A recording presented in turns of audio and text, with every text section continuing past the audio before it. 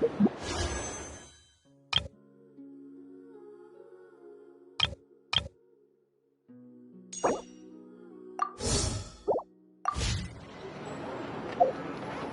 land holds nothing but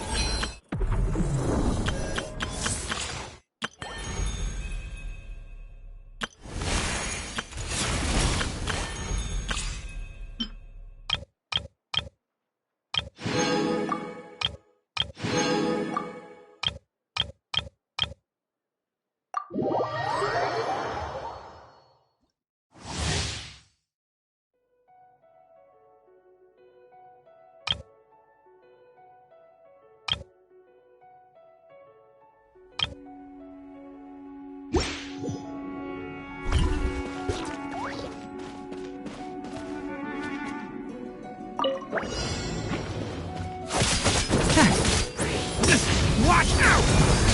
Kane! New life!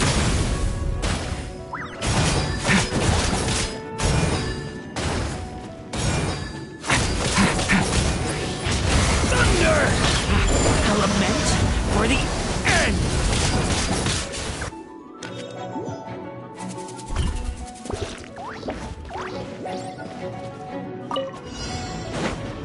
Leave it to me!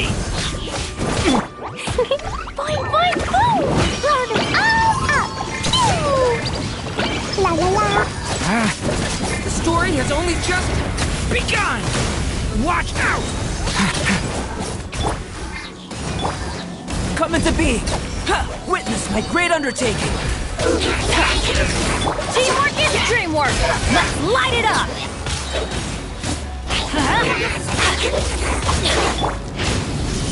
A turning point in fate!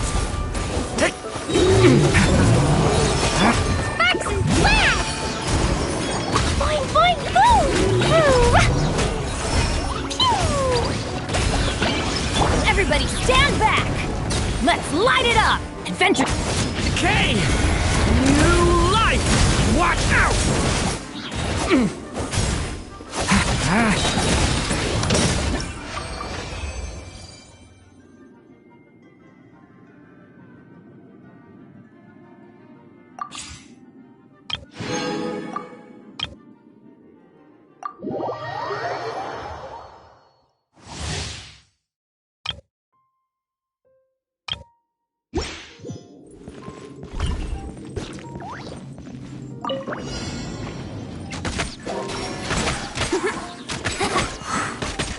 Time for takeoff. Yahoo! Yeah.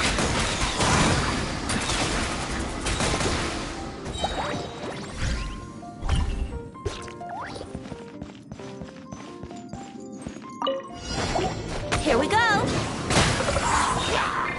Think you can get away? The story has only just begun! Have fun with this gift. Teamwork is dreamwork.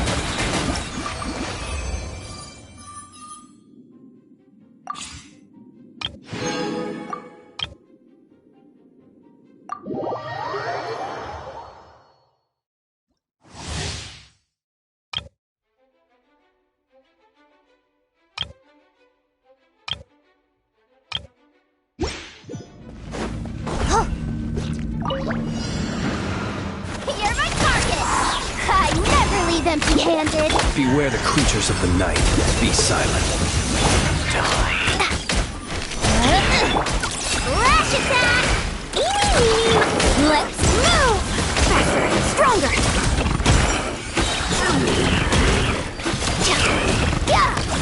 Harder! You're not going anywhere! Hand it over!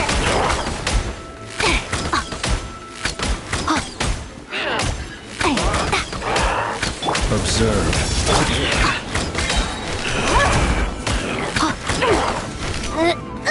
Smash and grab! Finders keepers! The night cometh.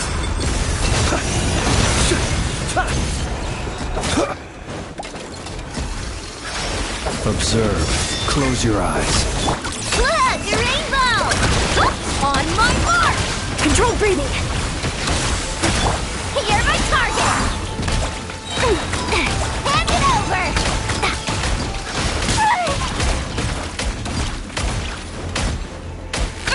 Be silent. Smash and grab!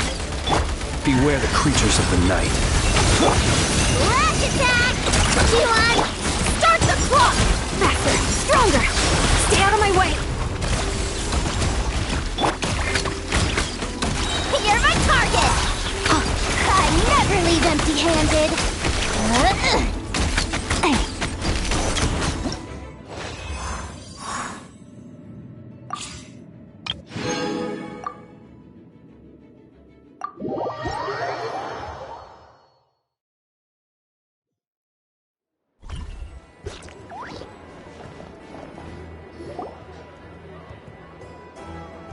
Thank you for waiting. I finished checking your Adventurer Handbook. Here are your commission rewards. We have no other urgent commissions on the books at present. Thank you for all your hard work lately. Perhaps you two could consider taking a vacation. Amazing! Paimon never thought we'd end up having downtime in Nocry. Things were pretty hectic when we first got here. Everywhere you looked, it was either the Wild Hunt causing chaos or the Fatui stirring up trouble. It felt like this whole region was one giant slime in a barrel, ready to go boom at any moment. Sure have. Things were looking pretty dicey, but in the end, we managed to turn it around. Whoa! Paimon just got deja vu!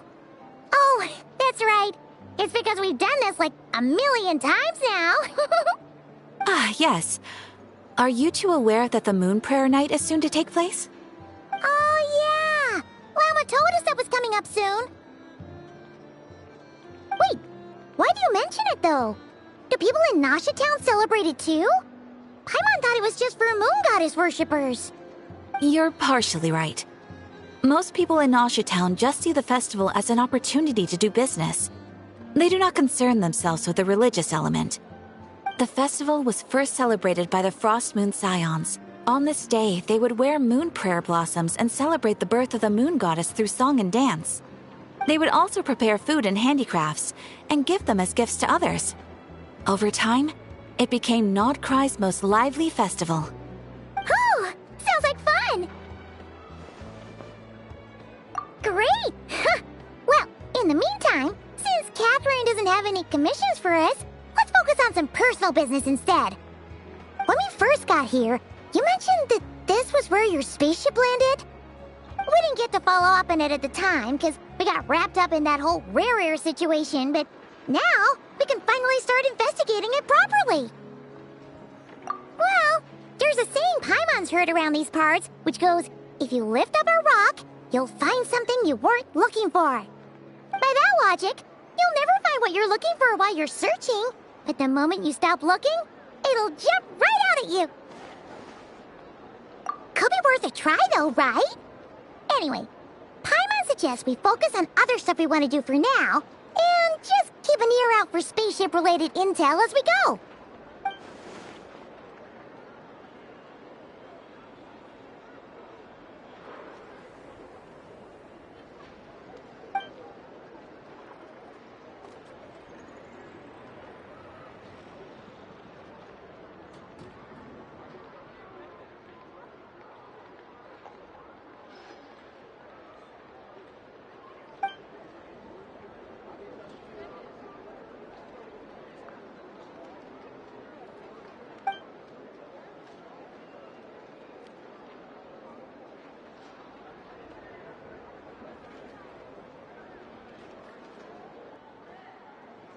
What's wrong?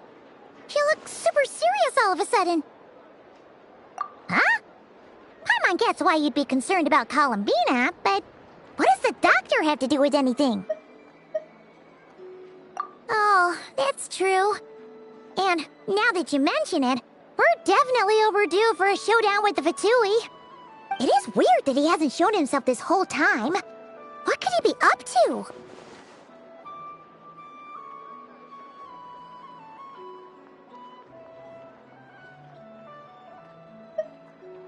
True.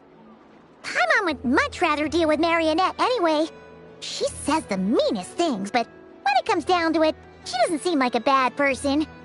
Maybe it's the pressure of being a Fatuse? Especially as a Harbinger. Does she feel like she's gotta act tough to keep up appearances or something? But then, every time we headed out with Rarier, she always wound up having to repair Polonia and her other robots. That's gotta sting. Losing face always hurts more for people who care a lot about their image. She's probably still furious about it. What? Relax, she's not even here. Huh? What's the matter? Oh, nothing. Sorry, we'll be on our way now. Where are we again? Oh yeah, Columbina? Right, yeah, let's go see Columbina.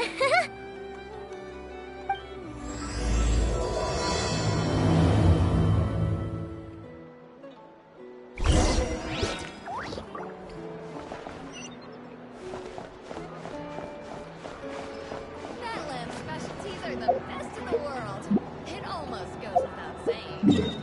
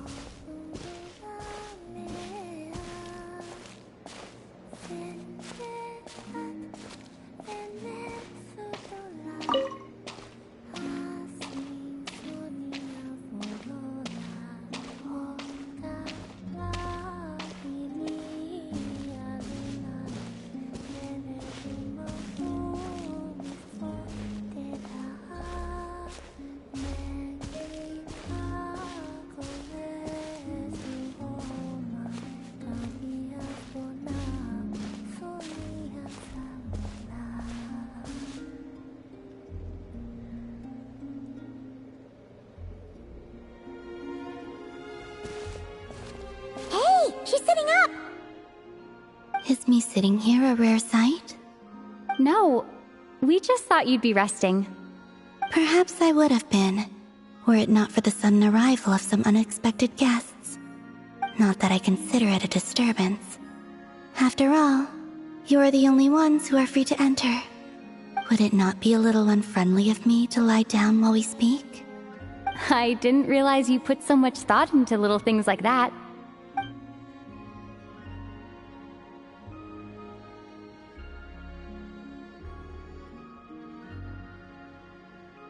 Only sometimes. There have been moments lately where I think about you and your companions. They are warm, mysterious, and cozy memories. Very few of my past memories are anything like that.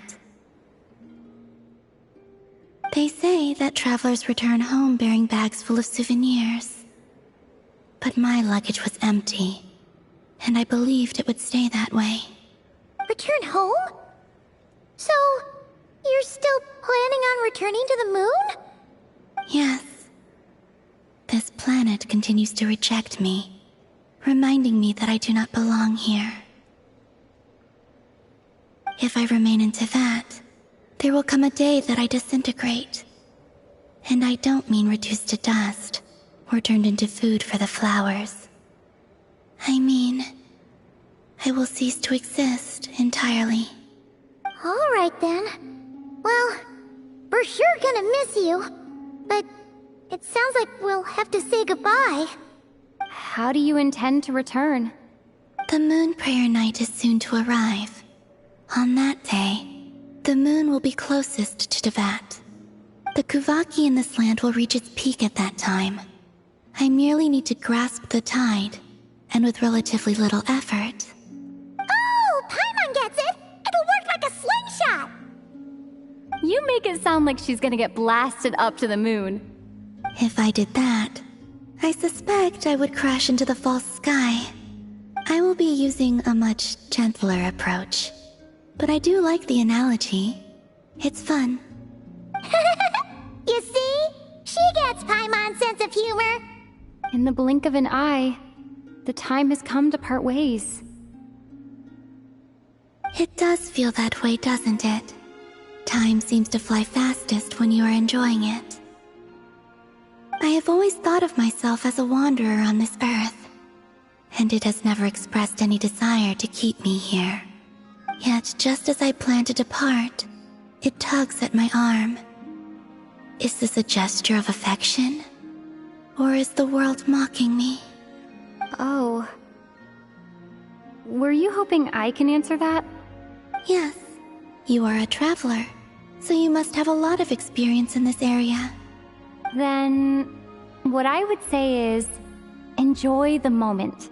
That's right! Don't overthink it! Happiness is happiness and joy is joy! The point is to enjoy it, not analyze it! I see. Then what I would say is, even though I am very tired right now, I am still happy. I can't tell from the tone of your voice. Oh, really? You don't think I sound happy? I'm just kidding. I could tell you were in a good mood today from the moment we saw you. Ah, a joke. Albeit not a funny one. Anyway, I assume you're here about you-know-what. Give me your hand. Actually, it's not that. There's something else we wanted to discuss with you. Oh, then, do you still want to give me your hand? Or not? Sure.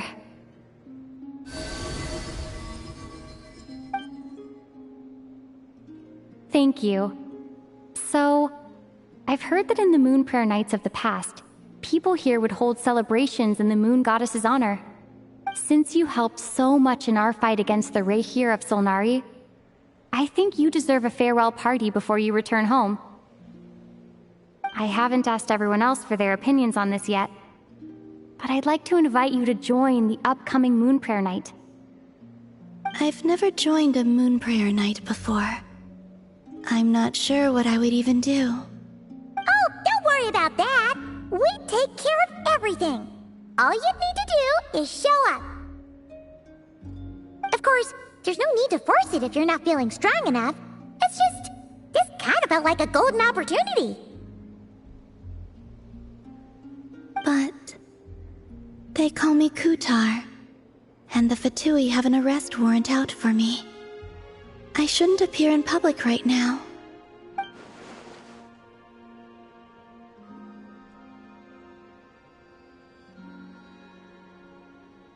I'll make it work. You have my word. Yeah, we got your back. Well, she does. Paimon's actually not too sure what she's planning. All right, if you're sure. I will not refuse your invitation. I suppose it wouldn't hurt to pack a few more sights from this world into my suitcase before finally learning what my homeland looks like. Oh, if you see Lauma, please tell her that my answer to the question she asked me is neither yes nor no. Rather, it is, there is no need. That was kinda cryptic, but sure. Guess it's between the two of you. We'll pass along the message. Bye for now.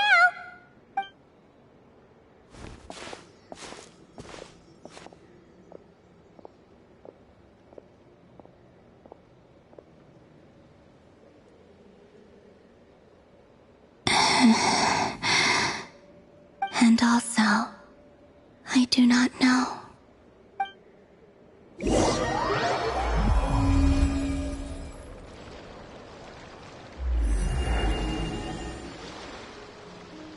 Since she's agreed to join the festival, let's go see who else wants to take part.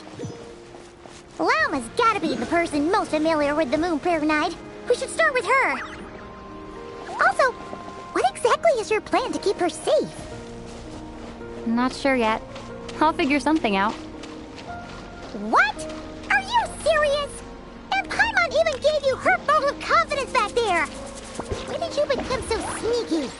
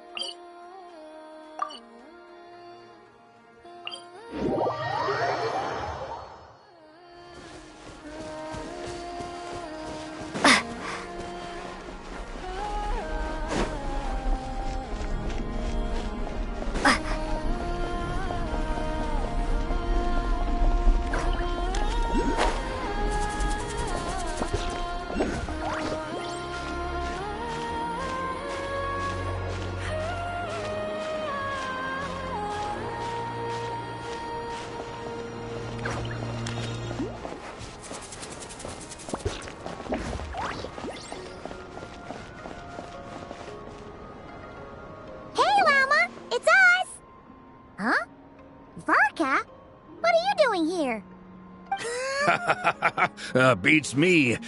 I had a bit too much to drink last night, and when I woke up, I was on Hisi Island.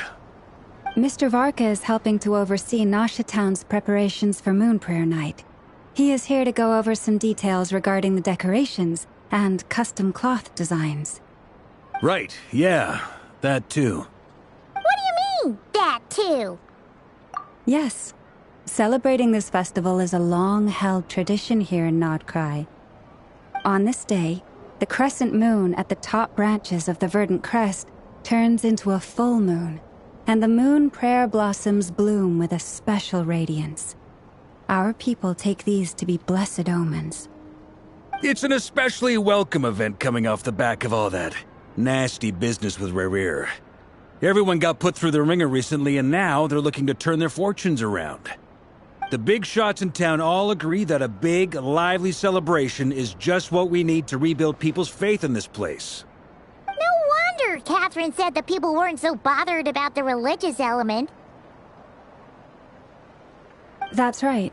It's become more of a local custom by this point. The celebrations have little to do with whether the religious stories behind this event are true or not. Even the Frost Moon Scions are eagerly awaiting the coming of Moon Prayer Night, despite now knowing that their past beliefs were founded on a falsehood. That's fair. It's a bit like the Lantern Ride in Liyue. It's a chance for people to enjoy themselves, not debate the existence of the Adepti. Oh, one other thing. We just went to see Columbina. We went ahead and invited her to take part in the festival this time. Hope it's okay. Wait, so... you mean she agreed to it? Huh. That's quite a surprise. Then, I suppose that she intends to return to the moon on that day. Oh, yeah!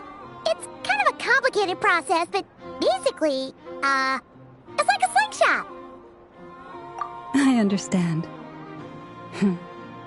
In truth, I had a feeling that she might make such a decision. Well, if Kuthar has decided to participate in the festival, we should prepare accordingly. Yeah, exactly. She was saying how it could be risky for her to show her face in public. We were wondering if there was any way we could hide her. Unfortunately, the people who carved the statues did an excellent job of capturing her likeness. It will be very challenging to hide a goddess whose face everyone is so familiar with. Darn! We may have bitten off more than we can chew here. Nah, don't sweat the small stuff. We can handle that. Huh? Are you saying you have a plan? Not as such, no, but the most important thing with a festival is to keep the mood light and your spirits up. You can't go preparing for a festival with those long faces. You'll never convince anyone to enjoy themselves. The Mondstatter spirit is strong with this one. As it happens, I agree with Mr. Varka. Let's start by making our appreciation for Kuthar the beating heart of the festive atmosphere. And who knows? Once we get the ball rolling, perhaps everything will just fall into place. Hey! Did you catch that? Llama said the thing! Or close enough, at least. I'm looking forward to the Moon Prayer Night already. We have a festival in Mondstadt called Windbloom, and you can always tell which couples are celebrating it for their first time by the smiles on their faces.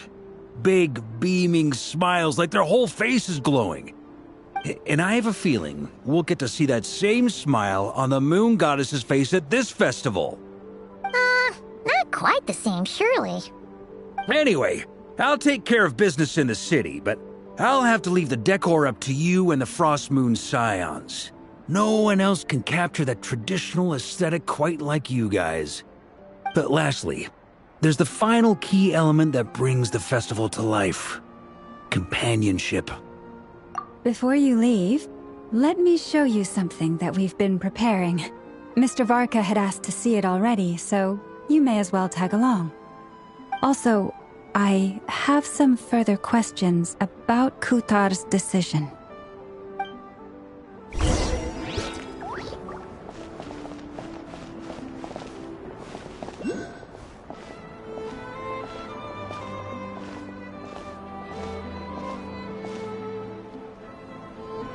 Huh!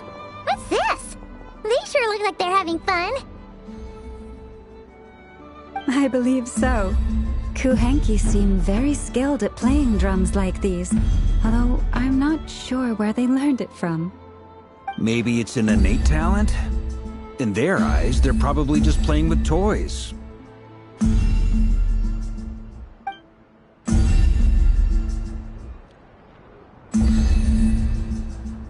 Wanatar!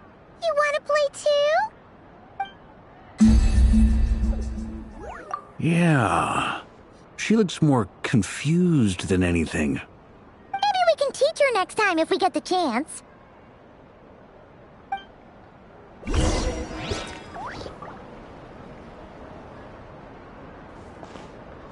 What are these floaty things? Moon veils. We hang them from buildings in the city during the festival. When you look at the sky through them, it creates a lovely misty effect.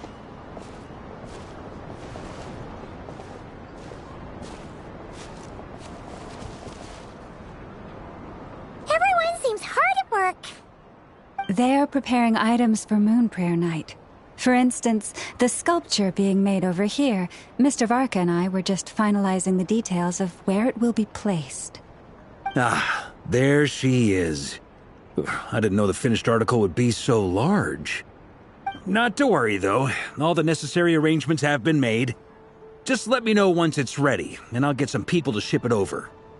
You have my thanks. And over here, we are preparing a very traditional confection. Oh, look at all these colors! It looks great! Can Paimon try one? Of course. I have a feeling you'll like it a lot. You bet! Sweets and treats are Paimon's favorite!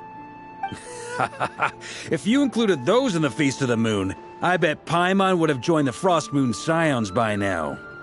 There will also be verdant crests like this present in Nasha Town during the festival. The timing of Moon Prayer Night is not completely set in advance. We make a rough estimate, then observe the changes in the verdant crests and moon prayer blossoms to guide us. As such, the wait itself is a fun feature of this particular festival.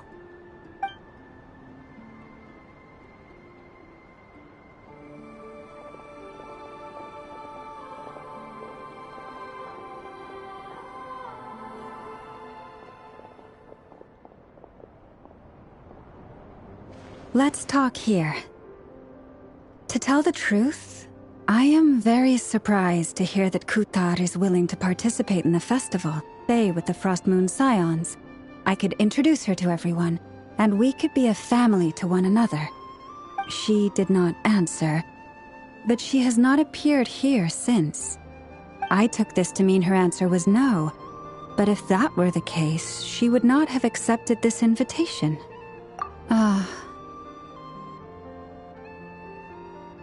I see. Maybe she is right. Maybe the Frost Moon Scions of today no longer need a moon goddess. But my wish was not for her to come here and be worshipped as a deity. I simply wanted to offer her a place to stay. I'm sure she believes that showing herself here might invite Fatui intervention, and as such she does not wish to cause us trouble. But what really pains me about all this is that this is her birthplace. She ought to belong here, yet no one has been able to grant her shelter. I think I'm qualified to weigh in here. When someone's about to depart on a long trip, what they need is blessings, not burdens. We should wish her the best, not make the journey harder than it already is. Anyway, she's agreed to attend, hasn't she? All we need to do is simply respect her decision. I see your point. Yes, she will soon depart after all. Our job is to leave her with some happy memories. Besides, who's to say her journey to the moon is a one-way trip? It's not like she can't come back and visit if she wants, right? Paimon agrees wholeheartedly. Festivals are all about having fun, so let's keep it simple. All right, I'm gonna head back to Nasha Town soon. Want to come with? I'm guessing you have some other folks to visit there. Sure thing, let's go! Bye for now, Wilma! Thank you all. Goodbye.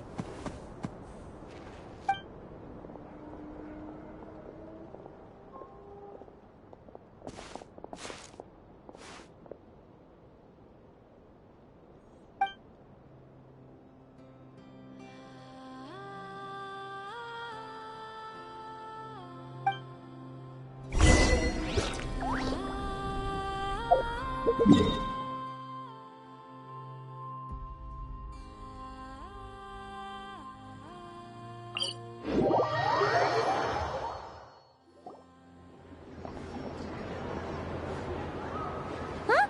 Hey, over there! It's Duran and Albedo with twins!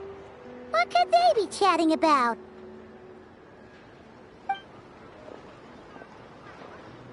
Your guess is as good as mine. Ah, Grand Master, and the Traveler and Paimon. Hello there. It's been a while. Perfect. We have some new volunteers for our investigation. Wait, let me guess. The righteous Lightkeepers are finally ready to hunt down the Abyssal Dragon? Yes, that too. Yeah, right. Oh, wait. Why does everyone keep saying that too? Well, to be precise, the facts match, but not the causality. Wait, so I guessed right? Half right. Don't act so impressed with yourself. Maybe I can explain.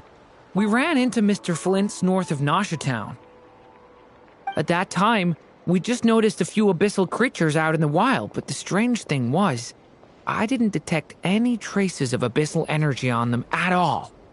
On closer inspection, we realized that they were not real monsters, but something akin to reflections in the water, or perhaps a mirage. Huh? What do you mean? Like, you could see them but not touch them? Exactly. It was very peculiar. They roared and tried to attack us, but we could not make any physical contact with them. I think I've heard of things like that happening in Notcry before, but I don't know much about it. Yes, it's a known phenomenon. Mirage-like illusions tend to appear in Notcry in the run-up to Moonprayer Night. From a distance, they appear quite real. I myself thought that Misters Durin and Albedo were locked in battle with abyssal monsters when I first arrived. But after sharing intel and investigating a little further, we can confirm that these illusions are harmless. There is no great cause for concern. All the Mirage stories I've heard are either animals, rocks, or small houses. Abyssal monsters, though? That's a first. It's a first for me, too. So I'm planning to look into it further just to be on the safe side. I intend to inspect a few more locations. What about you two? Any plans? Alice contacted me a few days ago. She'd like me and Durin to assist her with an experiment. But we lost contact shortly after receiving the message. I'm sure that comes as no surprise to anyone familiar with her. We don't know when the wind will blow, yet when the wind blows, we will know. That, in a nutshell, describes how Alice operates. Yeah, that tracks. Okay. Well, I suggest we investigate this Mirage business in the meantime. It's piqued my curiosity, and I'm pretty sure I know someone who will already be 10 steps ahead of us. Well said. Right? Whatever's happening in Notcry, she always seems to be the first one to know. Let's go see what she knows. We can invite her and her staff to the festival while we're at it.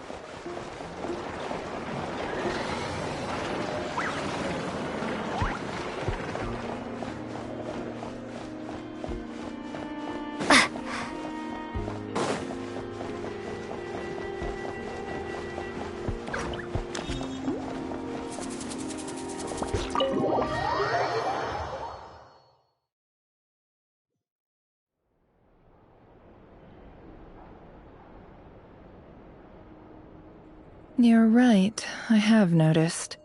There's certainly something a little fishy about this situation. Only a little, though. Records indicate that this phenomenon can occur in the days before and following Moonprayer Night. That said, it has always been a rare sight in the past. The odds of encountering these phantoms are similar to looking up in the night sky, happening to see a shooting star, and managing to make a wish before it disappears. But this time, either everyone's getting lucky, or they're appearing far more frequently than usual. Yehoda's out gathering intel as we speak. In the meantime, let me check off some points of interest. First, the Abyss. The ones we saw seem to be abyssal monsters. Indeed. But we have identified one location where many more of them have made an appearance. And not just monsters, but human phantoms, too. Given the scale and nature of the phantoms, it's almost as if someone's last memories are coming to life. Or perhaps the memories of multiple people. Oh. So you mean the phantom monsters are hunting down the phantom humans? Exactly. The phantoms can interact with each other, but we have no means of intervening. In addition, some of the human phantoms would seem to be from the very distant past. This is clear both from the clothing they wear and the stories they tell. They claim to be from Hyperborea, a name which I've heard from Lauma before. If this is true, it means they must be from 6,000 years ago. Did Paimon hear that right? 6,000 years? It sounds like this merits further exploration. That'd be a big help. I'll leave it with you, Albedo. My knowledge of ancient history is non-existent. I used to doze off every time the pre-Knights of Favonius era came up in class. It's quite a miracle that you were able to understand these phantoms' speech, given how long ago they lived. I suppose you're right. But I'll leave the archaeologists to ruminate over that conundrum. As an intelligence broker, my sole interest is in the value of the information I gather. Which, in this case, hopefully means earning myself some good favor with our dear Lady Moonchanter. So calculating. Whew, this intel broker logic always catches Paimon by surprise. Sounds to me like we could split the work up. I think the abyssal phenomenon is best left to Albedo, Flint's, and me. Agreed. It coincides with my duty as a lightkeeper. For my part, I'd like to understand the Abyss better. Even a little knowledge would go a long way. This is certainly a rare opportunity to study the Abyss. But even rarer, perhaps, is the chance to make contact with the Ancients. The Curatorium will take the lead on investigating the Hyperboreans. We put in the work to learn what we know so far. It seems only fair that we get some quantity of exclusive intel. That just leaves our trusty team of 2 unassigned. Since you became an honorary knight, of course. This was part of my grand plan all along. Ha ha ha! Oh yeah, by the way, we managed to convince Columbina to come to the Moon Prayer Night celebrations. Would you and Yehoda like to join too? She agreed to that? Huh. Quite an achievement. Never underestimate the traveler, I guess. I'd be happy to join. No point shutting myself inside when the streets are all decked out. I doubt any clients will be visiting during the festival in any case. And Yehoda loves a party, so I'm sure she'll jump at the opportunity. No. No! No! No! No! No! No! No! No! Way to contradict me in front of... Wait! No, that's not what I have bad news, boss! So many people. Alright, everyone inside! Quick!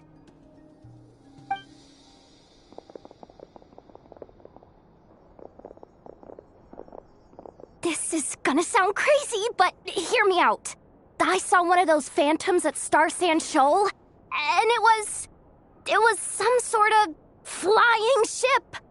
Like a spaceship? That's gotta be the one you came to Tibet in. You said you saw the same thing through the moon marrow, right? Huh? You already know about it? Ugh, I thought I was gonna blow people's minds. Turns out I'm the last to find out. Wait, back up. You came here in a spaceship? Now my mind is blown! What's it like on the inside? Was it like flying through space? I want to know everything! Yep, exactly. Huge discovery. You're the best. Second best intel broker in the world. After your boss, of course. Wow. Really? Well, I don't know if I'm all that, but... I guess that decides where we're heading next. Come on, don't look at me like that.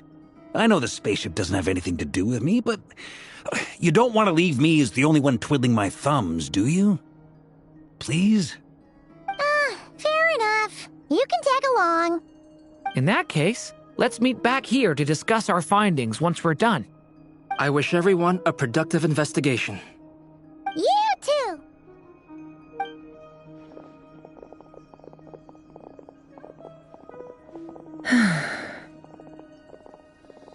What's up, boss? Aren't we gonna head out? Tell me, Yehuda, when did the Curatorium start giving out intel for free? Oh, sorry, boss!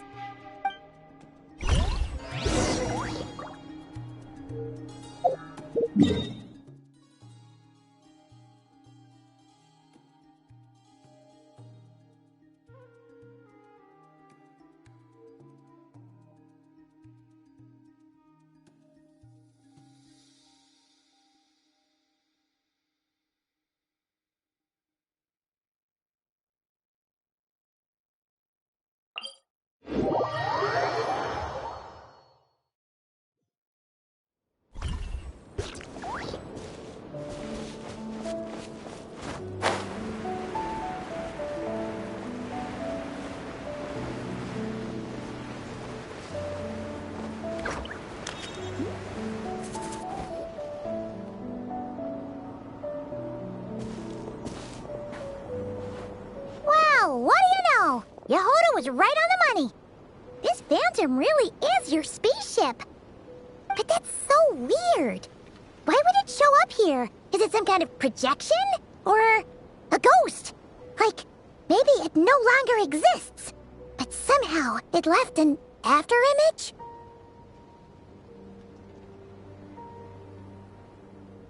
Ah, you're already here.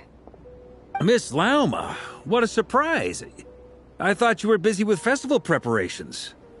I was, until one of our people informed me that a strange sight had appeared at Starsand Shoal. No one's ever seen something quite like this before. I thought I should see it for myself. Same here. Oh, so we heard that these things appear around the festival period. Any idea why that is? Unfortunately not.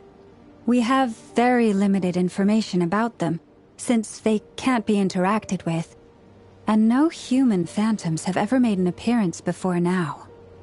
The most we've been able to deduce is that these sightings appear to be connected to the increase in Kuvaki energy around this time. Yeah, seems like that's all we can do. This is all so confusing. Allow me to lend you a hand.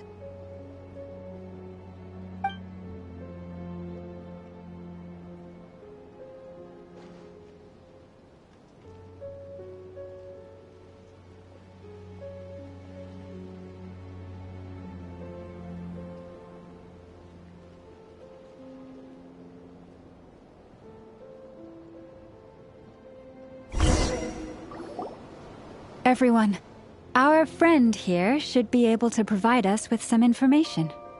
Is that a phantom rhymehorn deer? I've heard about how the Frost Moon Scions live in harmony with the animals and can even communicate with them. That's coming in handy now, for sure. Okay. Yes, I understand. Then how about this?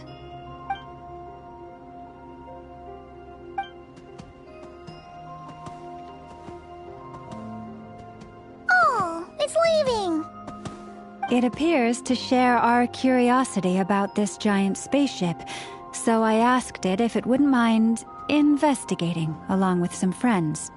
In return, I told it about some nearby spots where the wild fruit grows abundantly.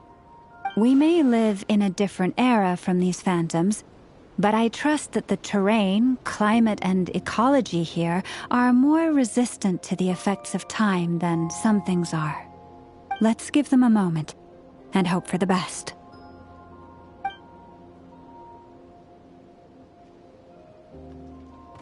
All back together? Must have been a lot of fruit. Indeed. Now let me ask them some questions.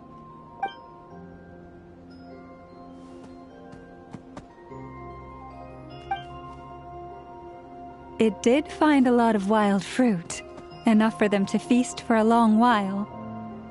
This puffin circled in the air several times, but didn't spot anything out of the ordinary.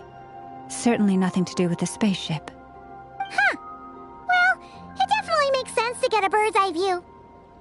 Indeed. Other than that, I was also thinking that the world these phantoms see is also different from ours. Oh, I get what you mean. The wild fruit exists in both times and spaces, but there might also be things that only exist in that space-time, which we can't see.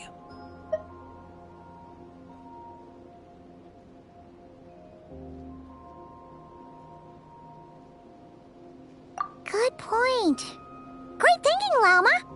Blunthorn rhinos can use kuvaki to shift great rocks, but this one says it couldn't get that ship to budge by even an inch. The sniffer mole tried too, but despite being a skilled digger, it could not get through. They say that the spaceship looks robust and undamaged. It seems completely impervious to any and all attacks. Whatever lies within is well defended from harm. So, just like us humans, there was nothing they could do about this spaceship either. Yes. Still, they deserve our thanks. We are grateful for all your efforts, dear friends. Now go, and enjoy your feast. I've noticed some other human phantoms gathered nearby. Come on, let's go talk to them.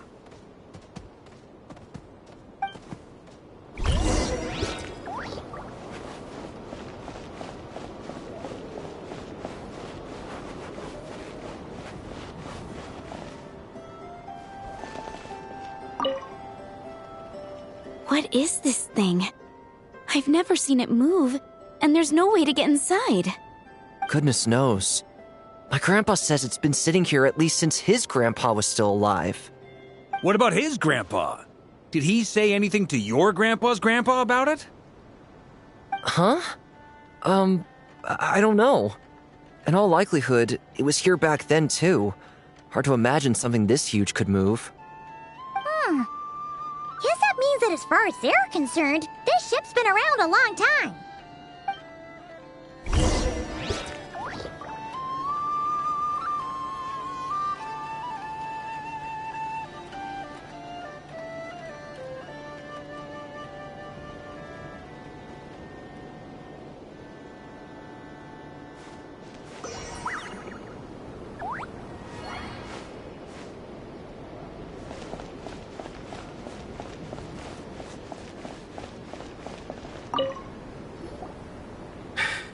Come on, brothers. If we can get even a small chunk off of this thing, it's gotta be worth a fortune. Today is the day we strike it rich. Huh? You mean Paimon? Yes, brother, I shall join you. Let's make our fortune. We should go with them. What the? This thing is crazy tough. I can't even scratch it. What's it made of? Sorry, brother. Looks like we'll have to seek our fortunes elsewhere. Enjoying yourself? I was just seeing if I could influence this phantom's perception by playing. But nope, no dice.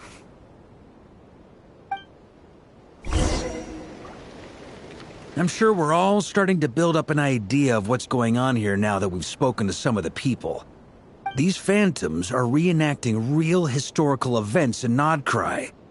It's almost like we're in some kind of interactive stage play. We can talk to the actors, but the plot is fixed, and we can't influence it. It makes sense. History is set in stone. The objective facts of the past cannot be changed. Paimon totally thought you were just goofing around earlier. But actually, you were doing some serious investigating. Of course I was. Anyway, at this point, I think we're forced to conclude that although the Phantom spaceship is right there in front of us, we aren't going to learn much about it from these people.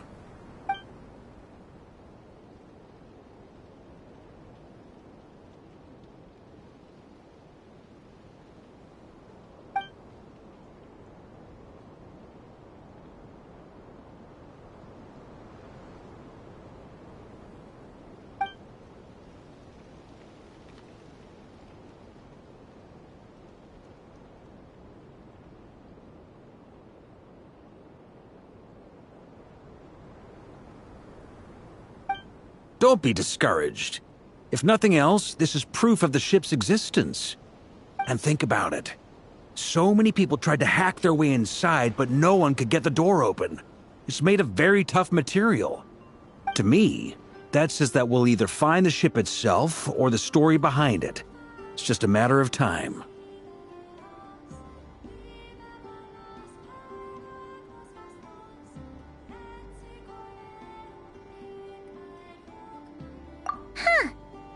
Every now and then, when Varka gets serious, he actually does seem like Grandmaster material for once. I wonder how the others are doing. Let's head back for now. Sounds good. Also, drinks are on me if Team Knights of Favonius is the first to finish. Wait, we have a team name now? Am I in Team Knights of Favonius as well? You're very welcome to join. We've even got a cathedral ready for you. Isn't that technically blasphemy? You wouldn't dare make a joke like that if Barbados was in earshot. Nah, I'm sure Barbados doesn't mind a little harmless blasphemy once in a while.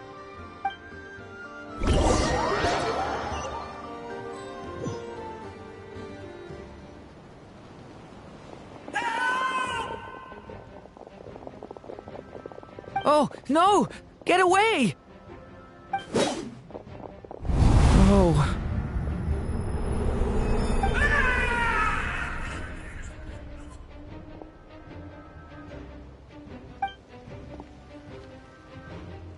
I know it's hard to stomach, Mr. Duran.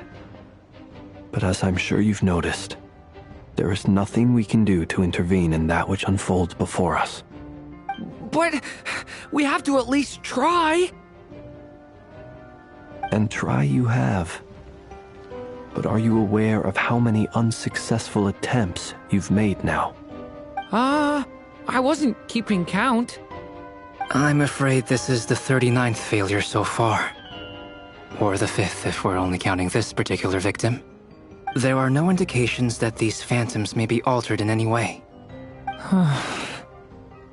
You seem to have calmed down a little. I'll make us a fire. You should rest and have some water. Feeling any better now, Mr. Duran? May I ask a few questions? Be my guest. What exactly are we witnessing here? What happened to those people? My guess would be that we are seeing Nodcry during the Conrian Cataclysm. Would that be accurate? Conria. That is correct. As you know, once the Abyss senses even the tiniest crack, it floods in and spreads like wildfire. There was a time in the distant past when it permeated all of Nodcry, causing immeasurable harm. The people paid a terrible price to heal this land. Then, 500 years ago, the whole of Teyvat suffered an abyssal disaster. Once more, Nodcry was dealt a devastating blow. I see. In the face of the abyssal onslaught, all were like grains of sand tossed around by a tidal wave. Be they human, fae, or god. The moment you witnessed is but one drop in a whole ocean of catastrophe. All right. I guess that answers my second question, too. I wanted to know why there's nothing I could do to help them, and that's because what we are seeing is history. That would be my guess as well. As I understand it, history and fate are not all that dissimilar. The latter may be unseen to us, but both are immutable. Yes. Fate was determined long, long ago. I still have a couple of other questions for you, Mr. Flint's. You mentioned more than one abyssal disaster that has struck this land in the past. How can you be sure that what we're seeing is from the Conrian incident? And also, how are you able to stay so calm when you're talking about these events? From everything I know about you, you're not cold or ruthless, and you're not indifferent to the suffering of others. Alas, I am forced to show my age. I must be 600 or 700 years old by human measure. Wait, so you... One is not easily moved by history when one has witnessed the truth firsthand.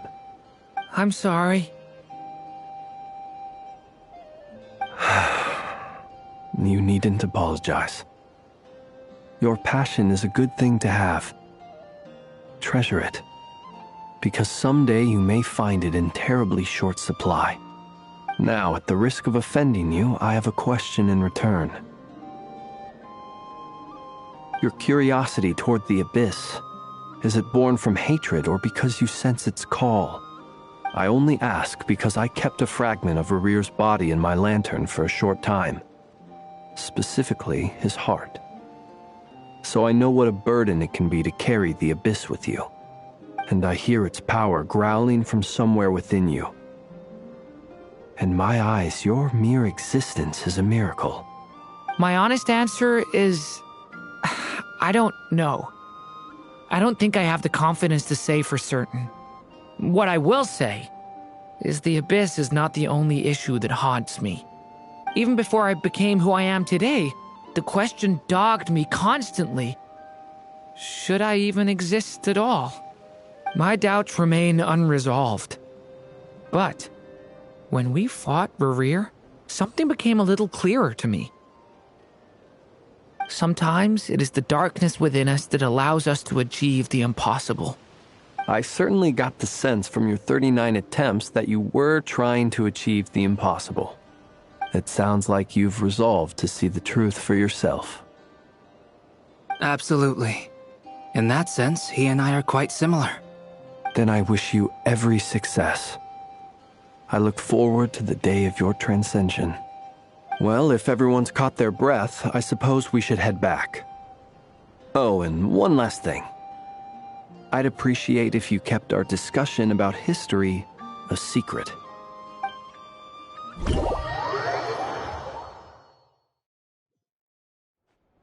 Incredibly, our separate investigations led us all to the same conclusion. Hooray for consensus! Yeah, but we barely learned anything, though. I totally thought this would be the mother lode. Talking with the ancients? I mean, come on! But nope. All we got was useless snippets of conversation. And all this stuff about moons and hyperopia. What a load of baloney. Seems like people back then had a few screws loose.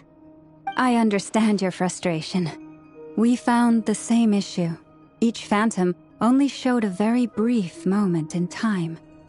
There isn't much value to be found in these miscellaneous fragments of a civilization's history, no matter how glorious it may have been. If there's a silver lining, it's that these phantoms are harmless to the present reality. They shouldn't get in the way of the festivities. Paimon agrees. And not just because it's the first thing she understood in this whole conversation. You look disappointed, Nefer. Is something the matter? What do you think? We all worked our tails off, but the only one to gain anything from it was you, Lady Moonjanter.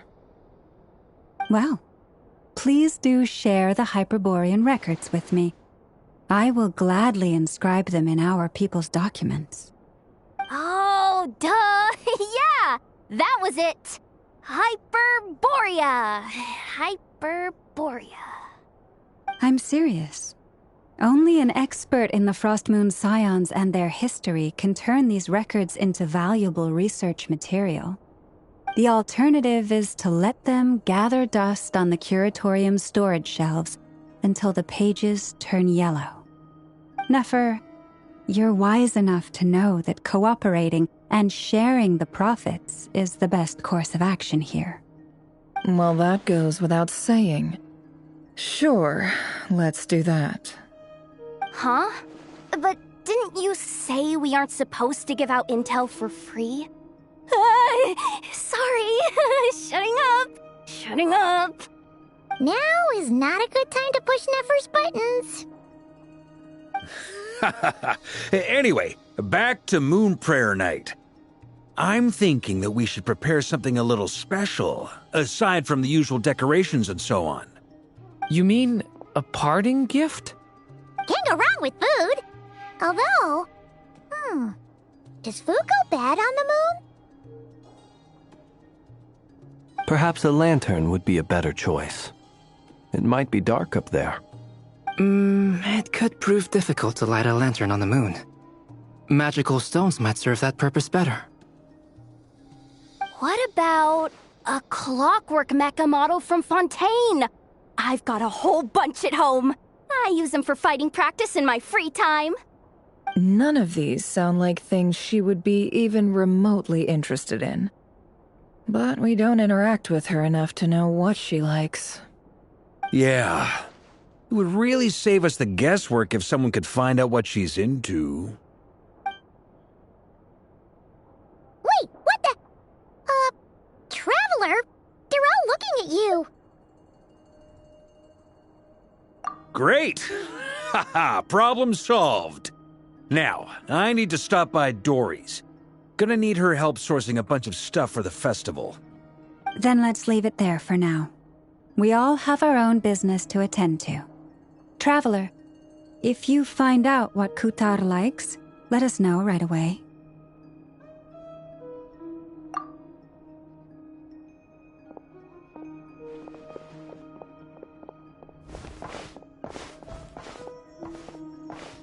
Is something the matter? I'm fine. It's just... I'm still feeling a little rattled after witnessing the horrors of the Abyss. But it's okay. This is something I have to work through. I'll be all right. Thanks for your concern. Well, don't put too much pressure on yourself. If you ever feel like something's wrong, physically or mentally, we're here to talk. Come on. Stop treating me like a kid.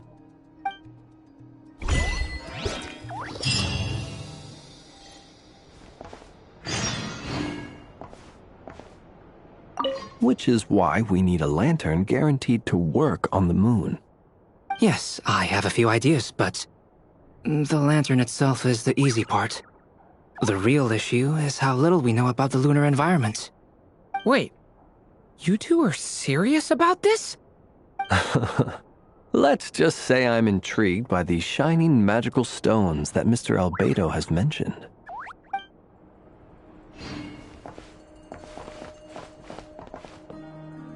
Could you do me a solid and try to smooth things over with Boss Neff?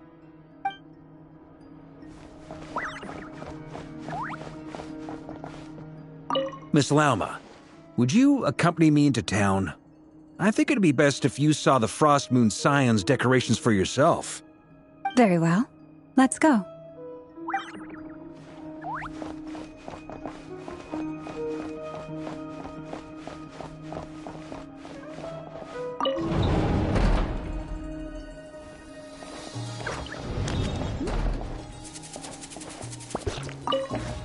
You should get going. It's important that we ascertain what Kutar likes.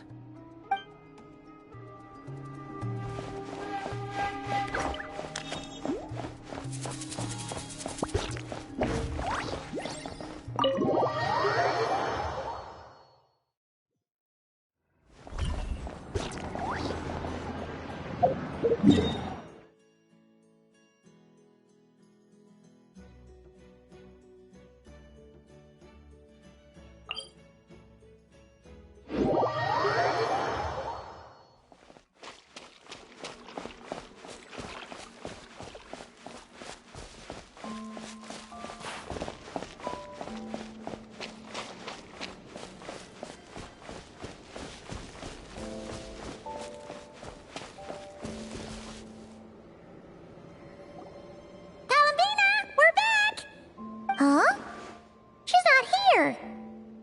Weren't there a few Kuhenki here last time, too? Where did they all go? Walkies? For Kuhenki? You're not pets, you know. Oh, well. Looks like we just came at a bad time. Let's try again tomorrow. There's still a few days until Moon Prayer Night, so we're in no rush. Besides, she needs time to rest anyway.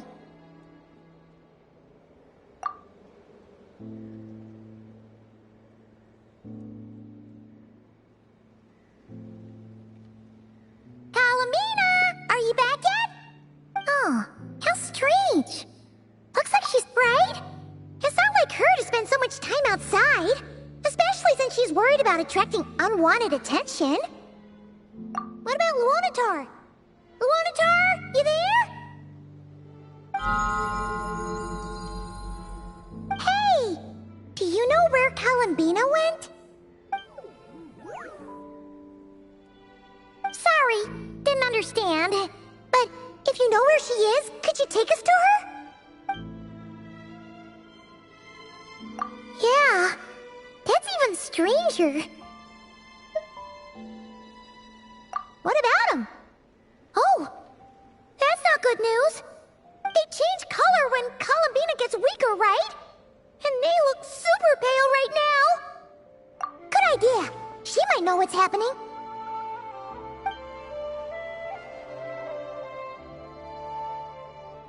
Llama! Ah, it's you. How is Kutar? Is she okay? No, she hasn't. I came here to check on her after I noticed the flowers had changed color. Based on past precedent, she must be very weak right now. Even getting up to walk would be a struggle. It seems unlikely that she wandered off outside. Not to mention that she doesn't do that at the best of times either. So yeah, this is super weird.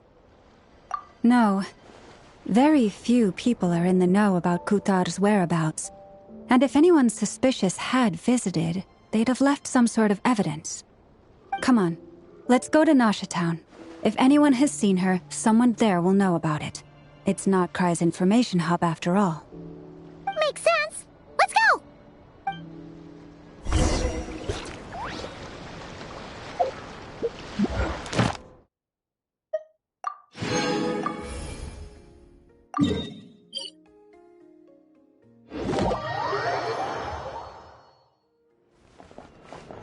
Ad Astra Abyssal. Thank you for completing. Ad Astra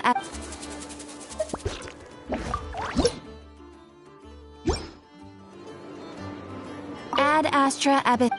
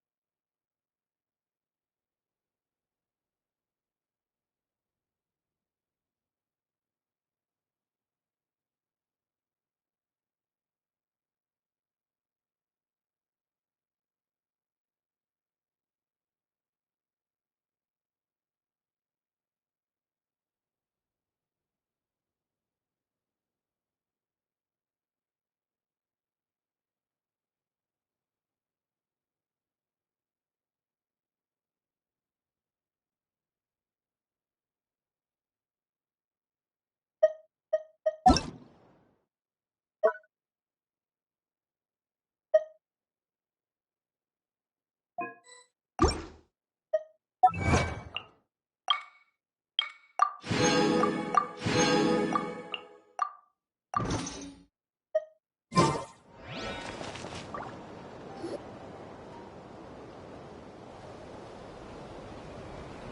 a moment. Is it just Paimon, or is this stall kind of suspicious? It's never been here before, right? No, I don't recognize it. Alas, your free and easy adventure time is over. Now, prepare to face the final boss of Nod Cry. Whoa! Where'd that voice come from? Not sure, but it's definitely hostile. No, not that way. The final boss is right here. The sniffer mole? That's the final boss? Surely not. Also...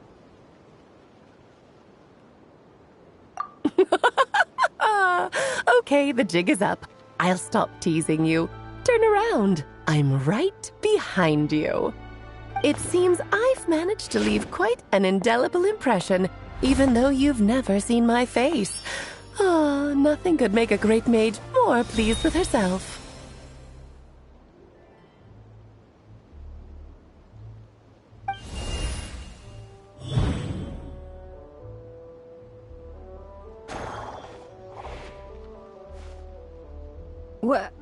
What is going on? I've heard that all the big shots in Teyvat have long, wordy titles that stun people speechless when they make their entrance.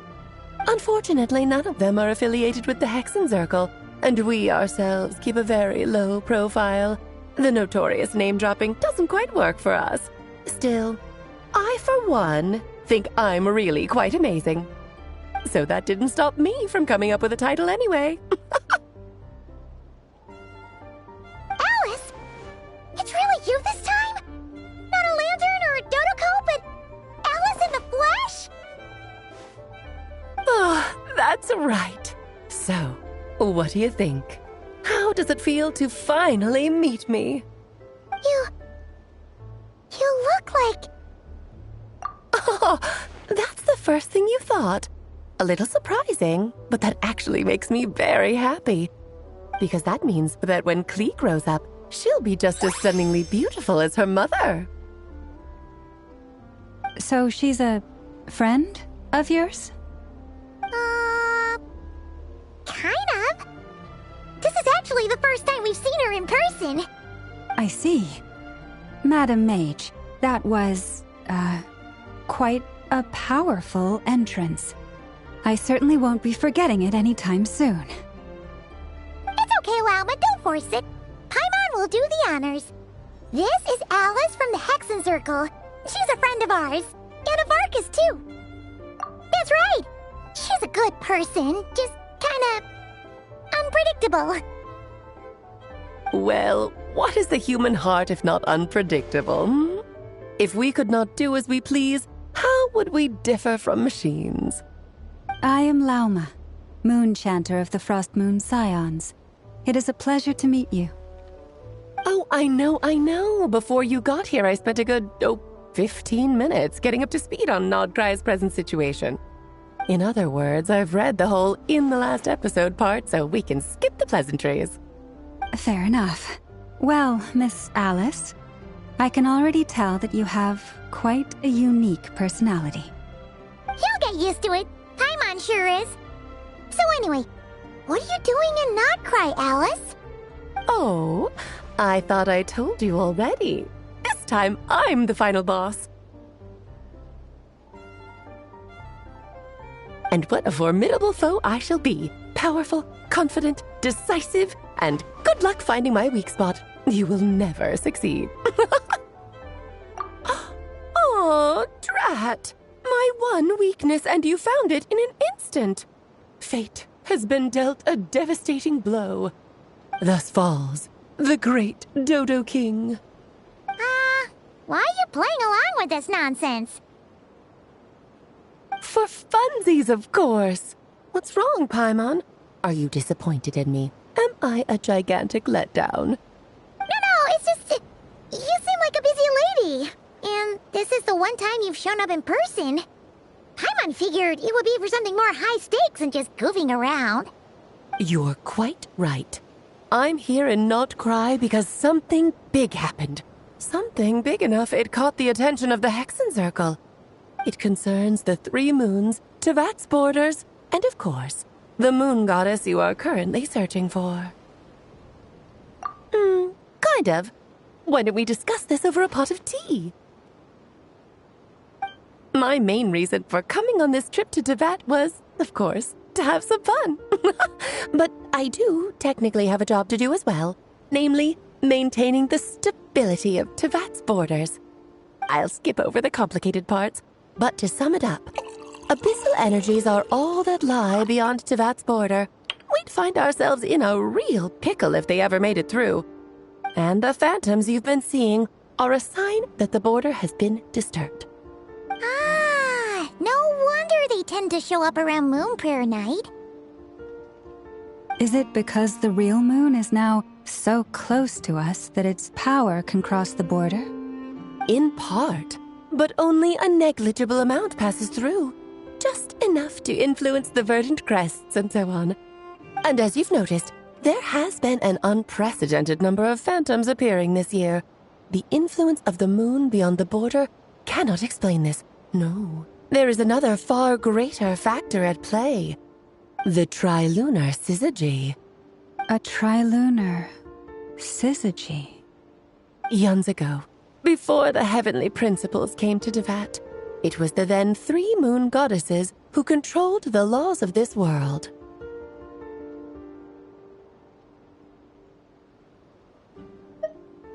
Oh, that's exactly it!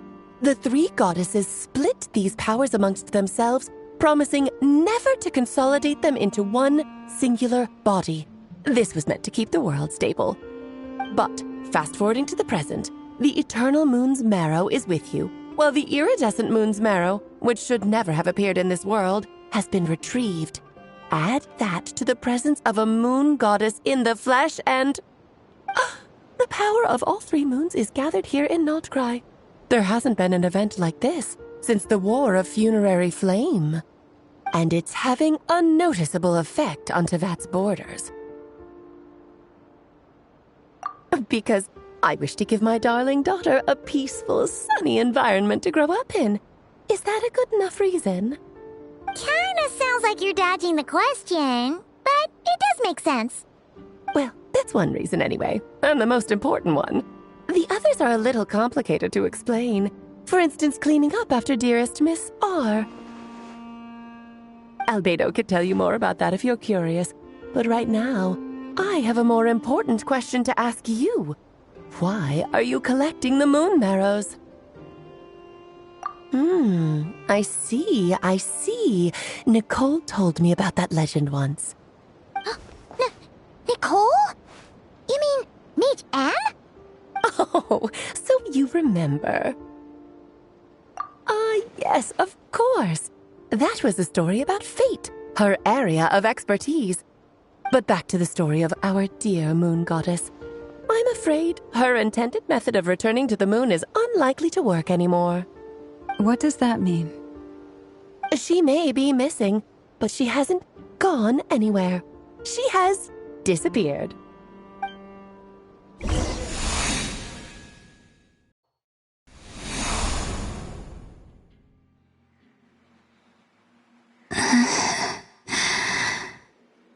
My body is so heavy. Wait, no. It's my mind that's heavy. My arms and legs are as light as a feather. What's happening to me? I feel drowsy, like I've been asleep for too long. Is it daytime or nighttime? Is the moon out? I think I'll go for a walk.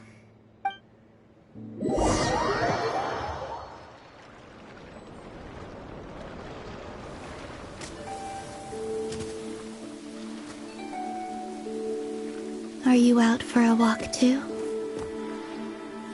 Huh?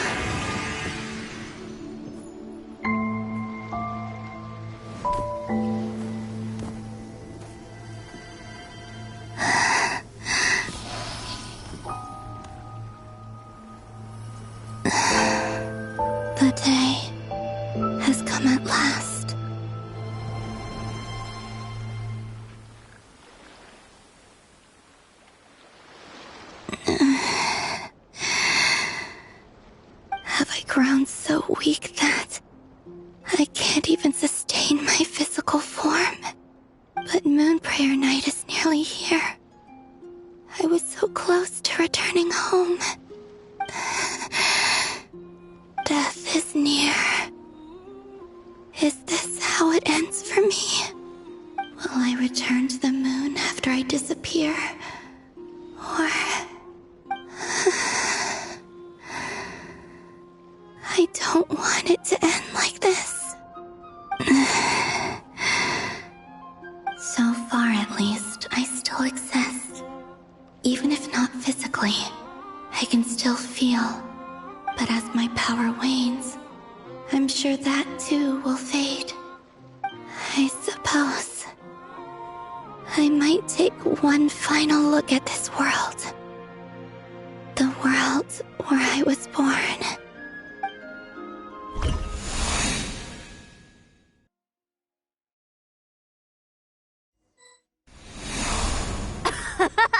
Come on! Come on! Wait for me! The Frost Moon Enclave. How much it has changed since I was born. These decorations, they're so heavy. It's times like this when you kind of wish men could be priestesses and acolytes. How fascinating. I've never had the chance to be privy to people's private lives in this way. In the past, people would get so solemn and serious the moment I showed my face. Like they were frozen stiff. Karina, Lametti, it's time to eat. Coming. I want to watch them a little longer.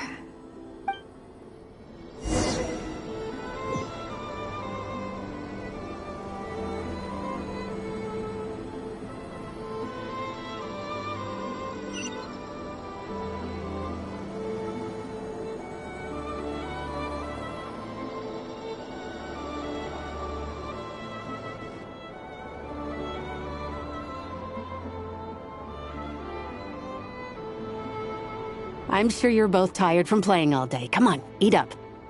A plain, humble meal. That has always been the way of the Frost Moon Scions. Huh? How come Lametti got a midsummer berry dessert? Oh, I always get Lockaberry. I don't mind sharing. You can have a bite of mine if I get to have a bite of yours. They're sharing food?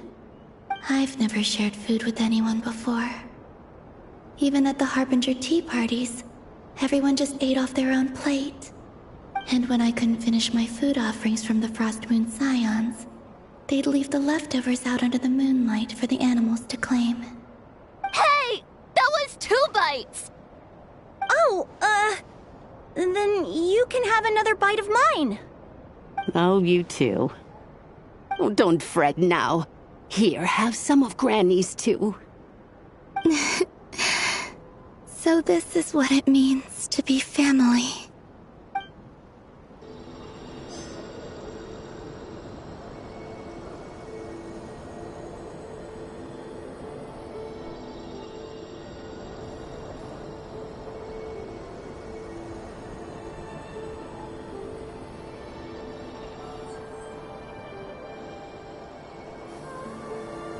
So just fill these balloons with air, right? Yep. Try a couple now to test things out. The rest can wait till Moon Prayer Night. Think fast. Rita! Teasing an acolyte of the Frost Moon Scions? Surely that's a punishable offense. Take this!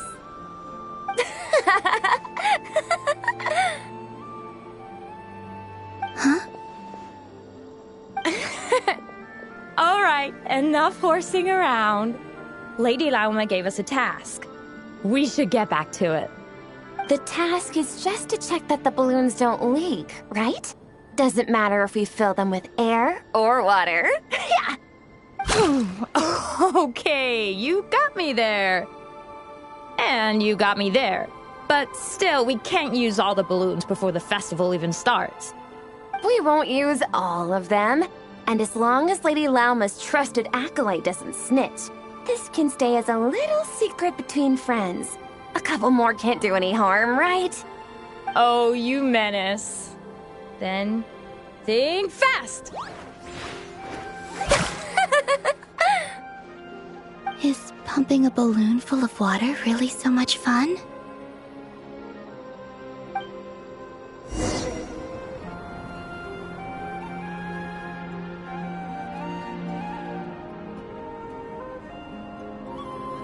I'm seeing so much that I'd never usually get to see.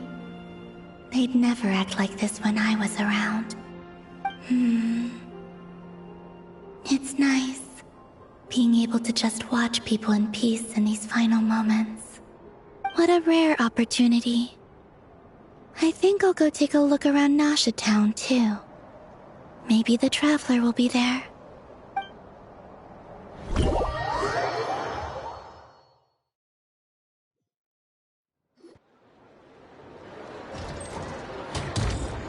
After the War of Funerary Flame, the moon goddesses were no longer recognized by Tevat. They lost the whole foundation for their existence. That's why the moon goddess's strength is fading. She cannot withstand the world's rejection of her.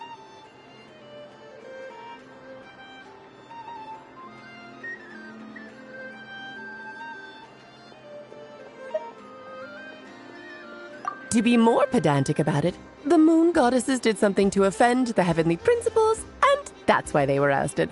Something of a recurring theme in Tevat's history. Theoretically, speaking so candidly should put me in their crosshairs too, but they can't tell me what to do. I'll say whatever I want. Anywho, the moon marrow energies were but a drop in the bucket for her, and that battle against the Ray Hair of Solnari only weakened her further. Fortunately, it happened close enough to Moon Prayer Night when the Kuvaki concentration here is high. That's the only reason she managed to survive this long. What do you mean, fortunately? You said she disappeared. We're too late. Oh, what a headache. I thought this was all common knowledge. I guess I have some more explaining to do. Okay, buckle up. It's time for another lecture.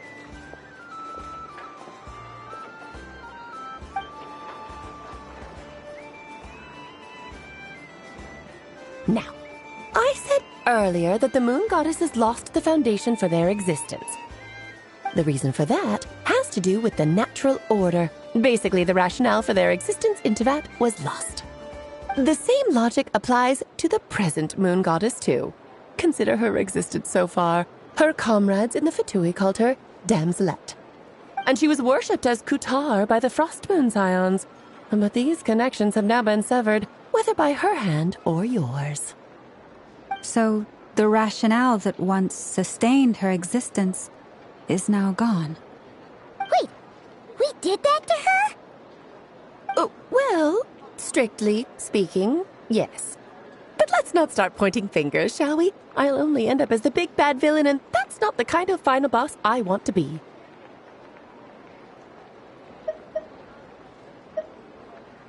Of course I do. I'm only the greatest mage in the whole entire world.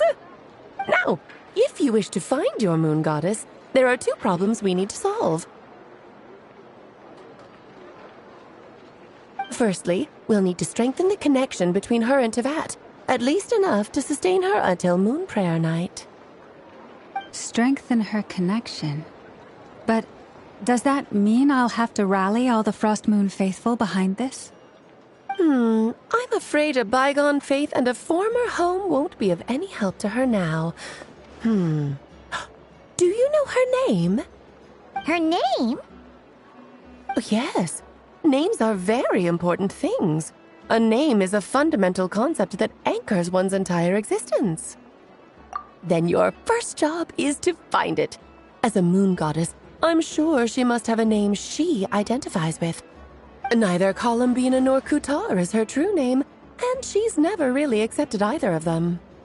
So, Finding out her real name is enough to sustain her existence?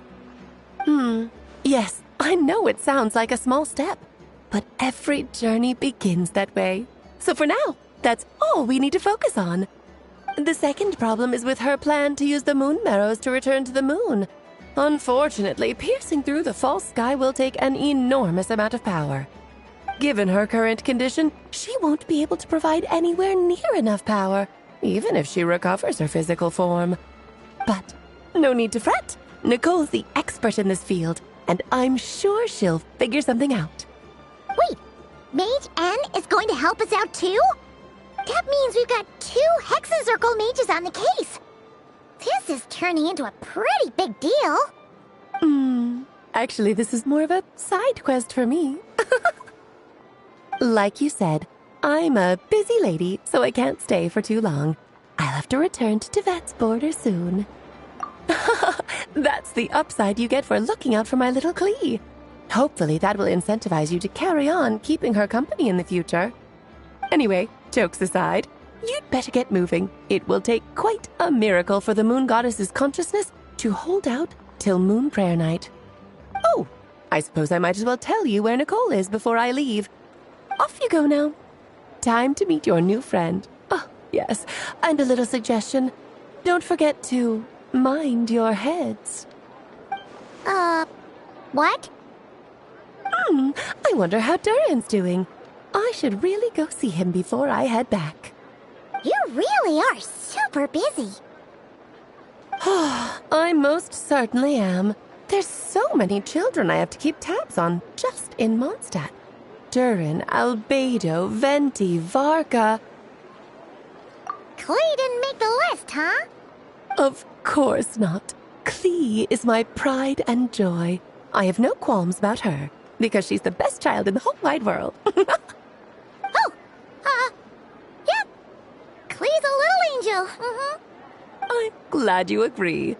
Well, all the best. See you when I see you.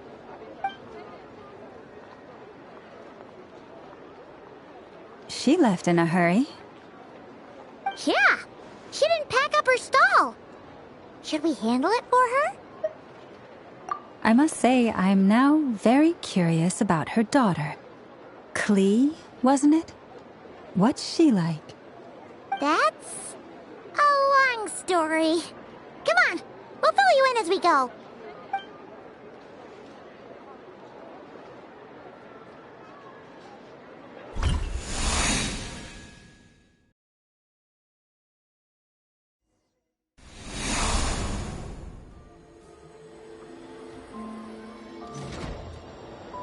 What a lively place. I've never experienced Nasha Town like this before. Hey, you old geezer! Your hammer's rusted through! Who are you calling old geezer? Are they quarreling? I'm looking right at him! You've really gone downhill since giving your daughter free rein in the workshop. Can you even swing a hammer anymore? It shouldn't take you days just to fix a single chair! You might as well use that hammer to massage my back for all the good it's doing. Don't run your mouth, or you'll get a back massage that'll put you in bed for the rest of your life. Look, the materials haven't arrived yet, all right? You know how busy it gets in the days before moon prayer night. I'll bet you send all the materials to your little princess. Blood's always thicker than water, huh? All right, you've made your point, Uncle Koski. As soon as the materials arrive, fixing your chair will be the #1 priority. And Dad, if you've got time to chat, why don't you lend me a hand, See? Lolka knows what the score is. I guess they're friends. But the way they spoke to each other was so ugly. Then again, it wouldn't be the first time I've seen something like this. Columbina! Sing outside my door in the middle of the night one more time, and I'll unscrew your vocal cords. You hear me? Oh, Sandrone. So that was her way of trying to be friends with me. What a pity. I won't get the chance to say any ugly things in reply.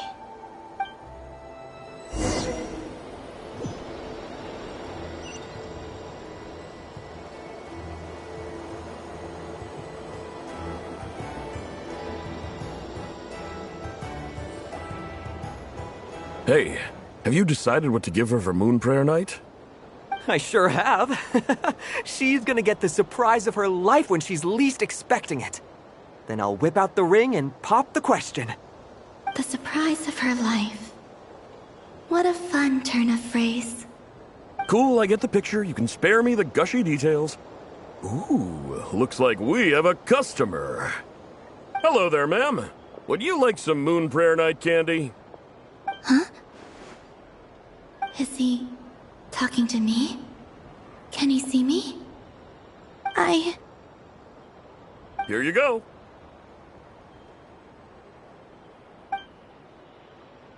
Oh.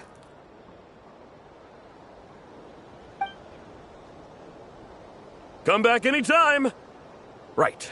Now, where were we?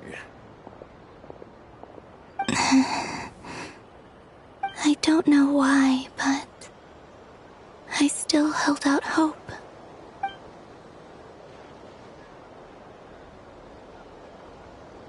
The most important thing right now is to find that mage.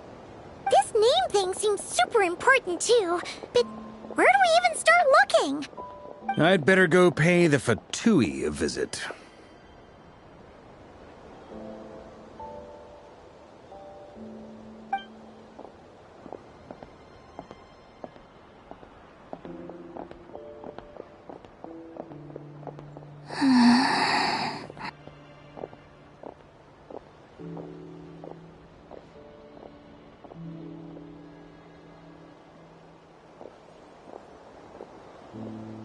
Columbina?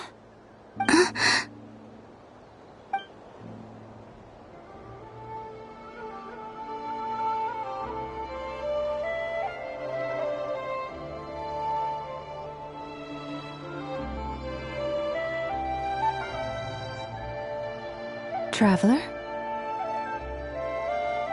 Let's go! This is no time to be spacing out!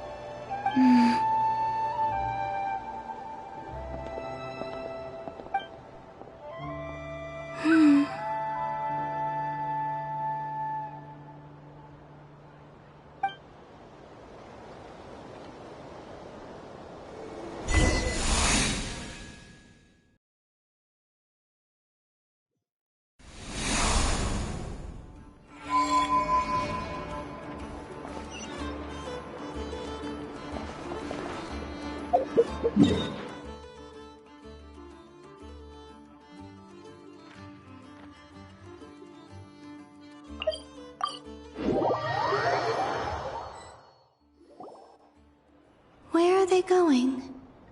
They mentioned a mage and... a name? So, Mr. Varka, are you acquainted with this Nicole? Or should I call her Mage N? Not really. We've never met, though she has come up in conversation. From what I've gathered, Alice kinda took Nicole under her wing. Taught her how to speak in a more ladylike fashion, that kind of thing. Huh. Hard to imagine Alice as an etiquette coach. Yeah, Alice is a larger-than-life personality, I'll give you that. But then again, that's why she's able to draw such an eclectic mix of people into her inner circle. If I remember correctly, being an interesting person is actually one of her main entry requirements. So, if you ever wanted to join the Hexenzirkel, I'm sure you'd both be eligible to apply. Hey! Don't go around making promises on Alice's behalf! I wouldn't dare. I'm just trying to paint a picture of the Hexenzirkel for you. Okay, sure. Anyway, since none of us have ever met Nicole, how are we supposed to find her? We can't just go up to every woman in sight and ask, "Hey, are you Nicole?" Maybe something she's wearing will give it away? Like, a windbloom pinned to her chest or something. Wait a minute. Alice never said Nicole was from Mondstadt. Oh, true.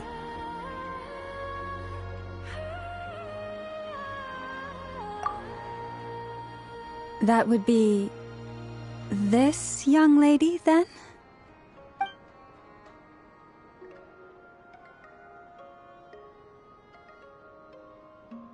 Hey there! Sorry to disturb you, but...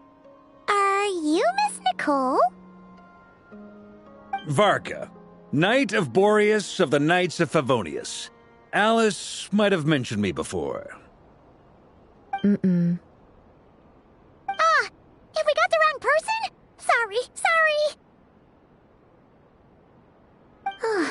Well, this is awkward. When I shook my head, I meant, no, Alice hasn't mentioned you before. Huh? Where is this voice coming from? My apologies. For certain reasons, I am unable to speak. This is the only way I can communicate with you. It might take some getting used to, but I hope you can understand. Hey, it's fine.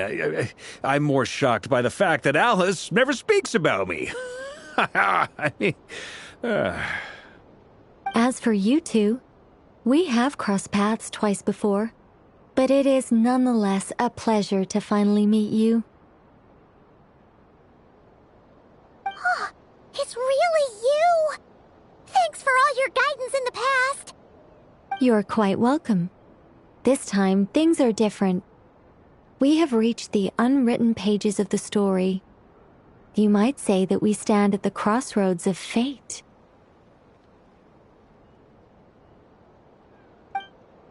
Now then, allow me to formally introduce myself. My name is... No, stop! Alice! I can't believe it! I had a whole speech prepared. I'd agonized over every single word. She always picks the worst moments to ruin other people's plans. I'm so sorry about that. Alice took the liberty of devising some bespoke self-introduction magic for each member of the Hexen Circle. But I could have sworn I deleted all of the triggering conditions for it. How did it bypass everything? Oh gosh, this is so embarrassing. This is a very different side of Nicole than what we're used to. Is she not used to face-to-face interactions? Don't worry about it. We've seen that introduction magic once already, so it wasn't too much of a shock. Please go on, Miss Nicole.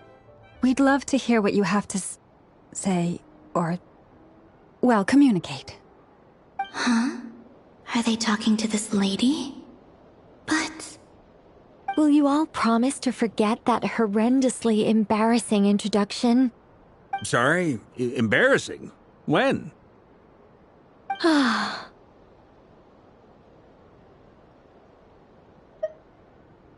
Yes, my name is Nicole, and I am one of a very few angels who have retained both their preferred form and their power. The Traveler and Paimon should be no strangers to this concept. There is another of our kind in Natlan. They call her the Lord of the Night. All right! Paimon remembers her. Yes. Well, I have retained more of my power than she. It's because I don't have a long-term duty to fulfill. To be more specific... no. We'll be here all day if I get into the specifics. Moving on.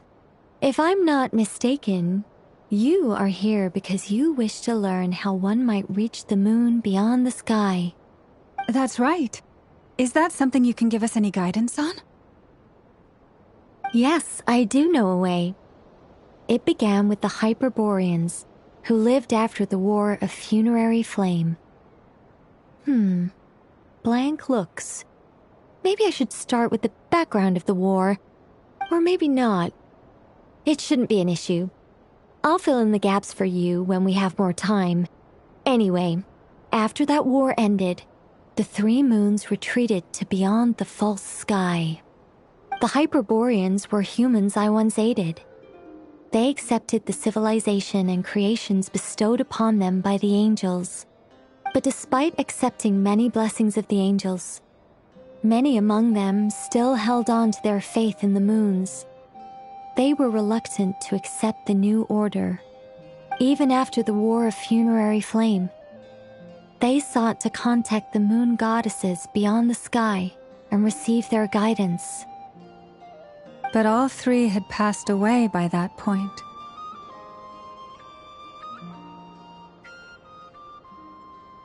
This mage has a unique method of communicating. Is she talking about the moons? Yes, but they did not know. And so, still they prayed for the moon goddess's mercy. After building titanic structures that consumed vast amounts of Kuvaki, at last they glimpsed the moons and heard their voices. But of course, they were gravely disappointed. For it was then that they realized the three moon goddesses were dead. Oh, that's such a sad story. It is. Humanity was in a very sorry state at that time. The angels who had once aided them were gone, and the War of Funerary Flames had left them homeless and destitute. Just a second, I gotta ask. How relevant is all this history to the task at hand? Well, I mean, it's... Okay, it seems we've drifted into irrelevant narrative waters. It's been a while since I've had the chance to speak inside someone's head. As soon as I got started, I lost control and the words just flowed out like a waterfall. What I'm trying to say is... Right, yes, that's it. The relevant part is the ritual created by the Hyperboreans. The fact that they bypassed the false sky and saw the true moons implies that they successfully built a connection between Teyvat and the outside world. Which means, with enough Kuvaki and a sufficiently stable connection, it should be feasible to send one person over the border. Okay, so they built some kind of portal? Oh, yes. A portal. Yes. Is something wrong? You sound disappointed. I just didn't expect you to summarize it so well. It turns out I could have said all that in one word, if only I'd managed to think of it. No, please, it's fine. This is invaluable knowledge. I'll be sure to record and preserve everything in writing. Oh, really? Well, in that case, I suppose I could backtrack and add some more detail. I did gloss over a few things so far. Whoa, time out. Let's summarize what we've got first. The Hyperboreans were the last ones to use this method, right? So we somehow need to find whatever structure they built and make sure there's enough Kuvaki to power it up. Luckily, we have the moon marrow of both the eternal and iridescent moons, so we're all good for Kuvaki. Which means the key issue we need to focus on is finding the place. Am I right so far? Yes. Although I expect the structure is long gone by now. That said, what if we could take advantage of the phantoms to travel back to a time when it still existed? Well, travel back isn't quite accurate. It's more like we'd be creating a handshake between 2 points in space-time. We wouldn't even have to pick a time when it still existed. It could just be a time when it still appeared in phantom form via projection, or we could project our own phantoms, fold them together at... You look lost. Was that too hard to follow? Yeah, things got a little, technical there. Paimon's brain is reaching capacity. All right. Let me think about how to put this more simply. Okay, got it. Over the next few days, I'll search for phantoms that we can use. Once I find one that meets the criteria, I'll let you know and we'll regroup. By completing certain rituals, specific individuals will be able to enter the phantom and make it to the Hyperborean structure. If everything checks out and it looks feasible, we'll just need to wait for Moon Prayer Night, and we can send the moon goddess back home. I'm really skimping on the detail here. Is this making any sense at all? I think so. For now, we'll just wait to hear from you. Yes. Basically, yes. Great. Counting on you. In the meantime, we'll focus on finding the moon goddess's name. My name? Are they looking for a way to stop me from disappearing? Excuse me, Miss... Go on, Miss Nicole. This conversation was a little all over the place. I didn't catch your name. I am Lauma, of the Frost Moon Scions. Ah, I did wonder. I noticed that you listened very intently when I spoke about Hyperborea and the moon's history. If you'd be interested, I'd love to visit you this evening and go through it again in greater detail. Also, if you were serious about making a record, it would be too risky to simply write down the raw details as is. I would suggest some tweaks. Maybe rewrite the stories as fairy tales or fables, perhaps even prayers. Anyway, we can cross that bridge when we come to it. So, see you later then? Oh, and no need to prepare anything. Just a cup of tea will do. See ya! She seems friendly. It's just... It's so nice to find someone who's actually willing to listen. I've been dying for a chance to finally go through all this systematically from start to finish. Any longer and I'd probably start forgetting it. Now Paimon gets why Alice told us to mind our heads. Ha ha ha! What did I tell you? A lot of quirky people in Alice's orbit. Now then, the next order of business is, where do we start looking for the moon goddess's name? Maybe the rest of what Nicole has to say might give us some clues. Once I've heard her out, I'll summarize the salient points and share them with you all. I'm also inclined to review our other documents. Yes, our faith was first established by our Hyperborean ancestors, but many of the more factually accurate records are from after Kutar's birth. Sounds like we're gonna follow Columbina's journey through Devat, huh? In that case, we'll start by heading to the Frost Moon Enclave. Sounds like a plan. Take this with you. I'll see about getting in touch with the Fatui. It'll probably just be Arlecchino and Sandroni again. They're the only ones who would want to help. Thank you, Mr. Varka. Don't mention it. Honestly, I'm more comfortable dealing with the Fatui than prying into the details of a young lady's childhood. Catch you later. I should follow them, just in case there's some way that I can help.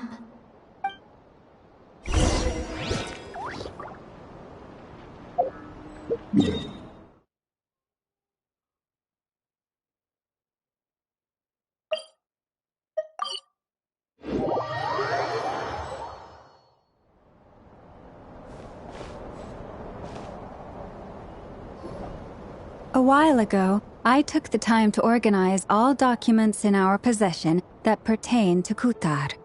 What you see here is the material I consider reliable.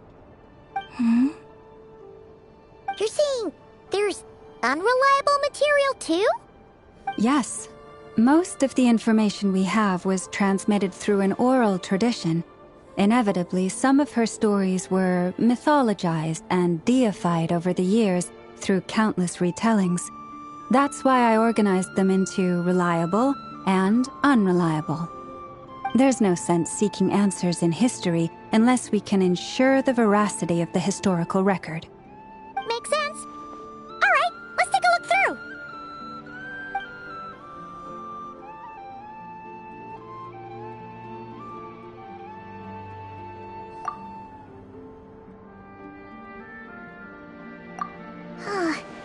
Almost all these records refer to Kutar instead of Columbina.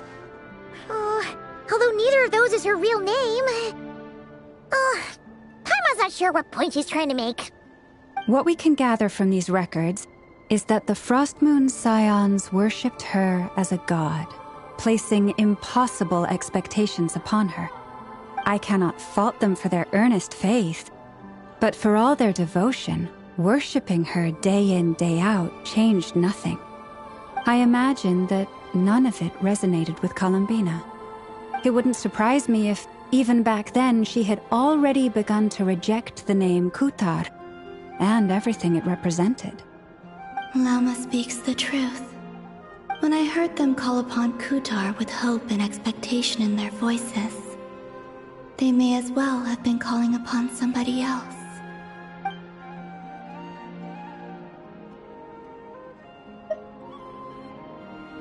Well, that's a bit complicated. I looked at the level of detail, perceived authenticity, prose style, and how realistic their portrayal of Kutar seemed to be. Amongst the Frostmoon Scions of today, only I know of her existence, and I alone have spoken to her face to face. As such, I know that there are certain things she simply would never do. That being said, I have sensed some changes in her lately. Changes? Me? Oh, seems like this is getting us nowhere. Oh, for what it's worth, why don't we check the unreliable sources too? Sure. Give me a moment.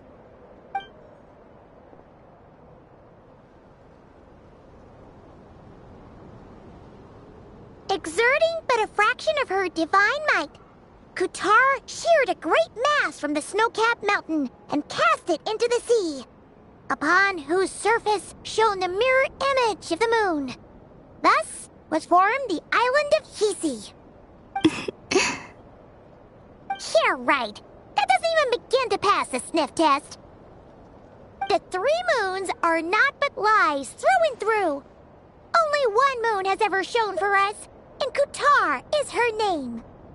The vast majority of ancient texts are filled with fanciful tales like these. I trust you understand my criteria a little better now. Kutar did not speak, merely gazing into the distance in silence.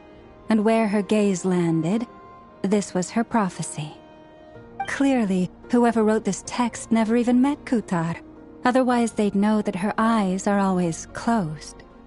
What about you, Traveler? What are you reading? Come on, let Paimon see. The child wished to build a wooden nest with which to shield a fledgling bird from the cold. But being so young and lacking in strength, the child could not snap the branches from the trees. Kutar was passing by. Upon seeing the child, she summoned forward the Kuhenki, who built a beautiful nest for the child. I remember that. Not knowing the meaning of Kutar's divine intervention, the child dared not to respond, and thus ran home to call their parents. But Kutar was gone. The Moon Chanter declared the event a miracle and took the nest as a relic, placing it on high for all to see. The child was named as one favored by the goddess and was greatly respected amongst the people.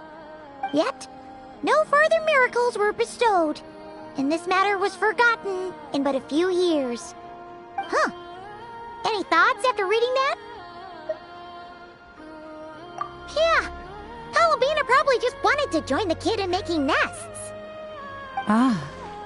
I'd originally considered this a fabrication, because Kutar did not perform any similar actions in subsequent records.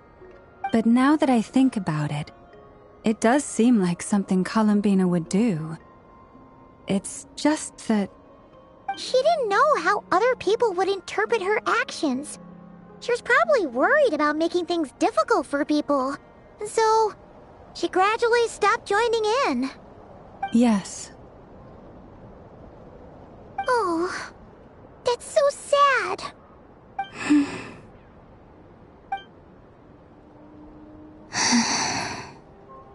And now, I can make no such gestures of warmth, even if I want to.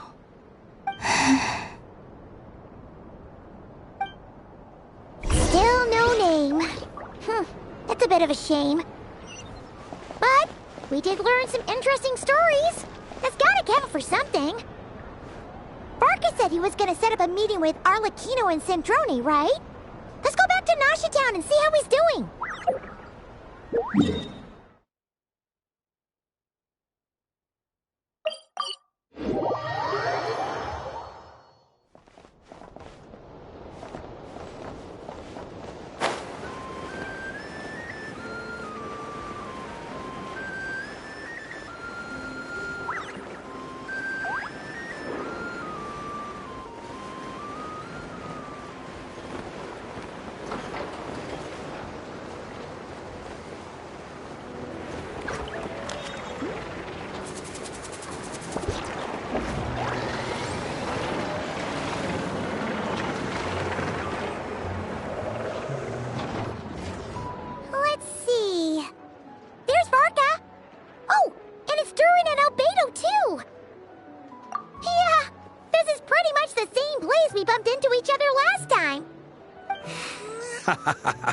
I convinced them to stick around a little longer.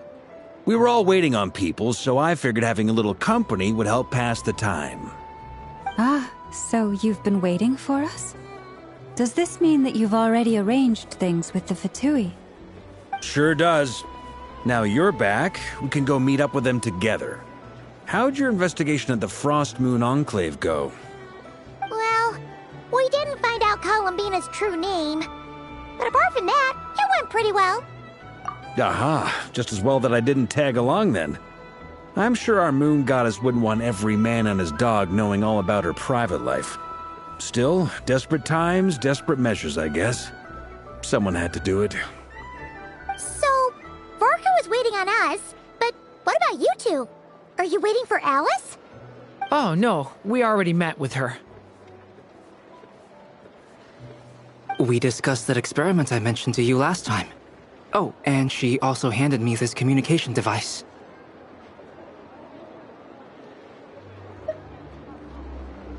That's right. I understand she informed you about the relationship between the phantom phenomena and Tevat's borders, yes? She wants me to help her with some more experiments on that front. She said that she'll contact me through this device with more information. Ah, I see. Following instructions and making observations. Pretty common research method.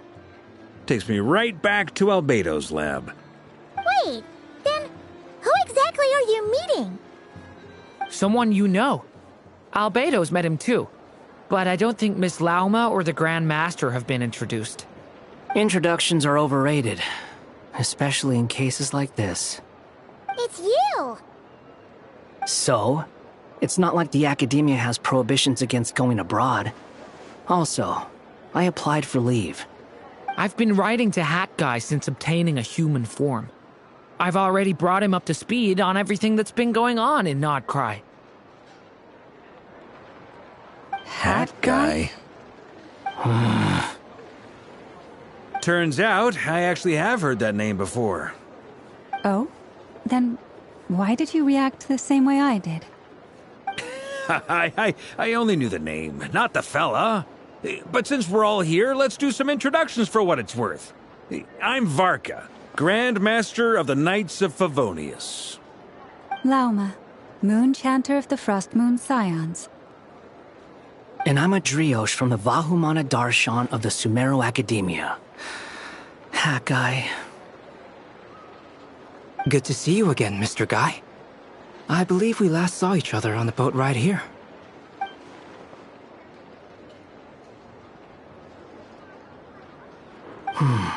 Mind you, the only reason I came here is because there's someone I want to look into. Who's that? The Doctor, also known as Dottore, second of the Fatui Harbingers.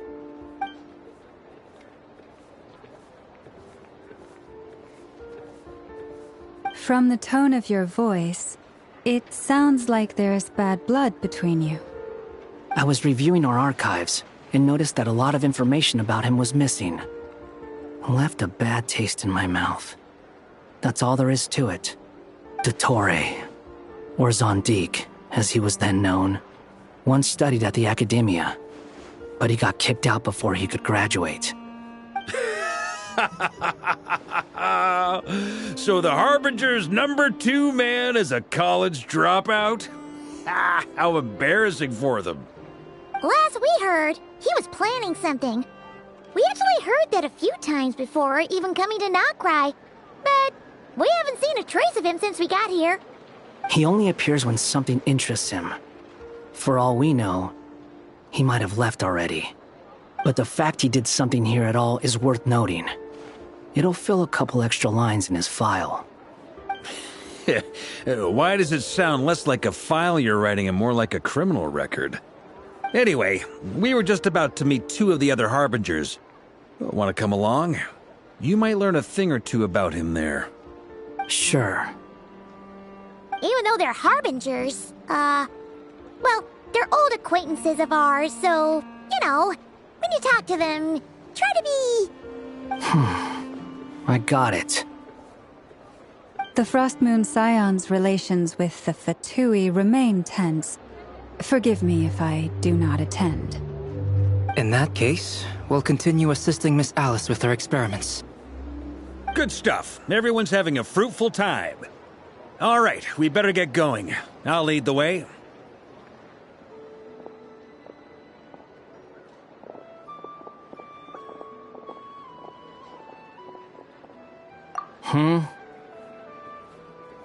Well, yeah. That's obviously part of it. But I'm not the only one who has a score to settle with him.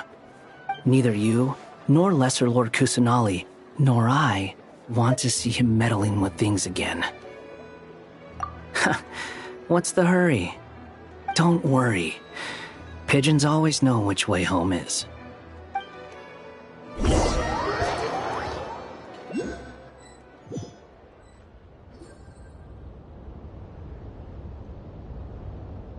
You made it. Who is this? A scholar from Sumeru. They call him Hat Guy. He's an old friend of the Travelers. Wait, this is the academia representative you wrote about? He doesn't exactly look the part.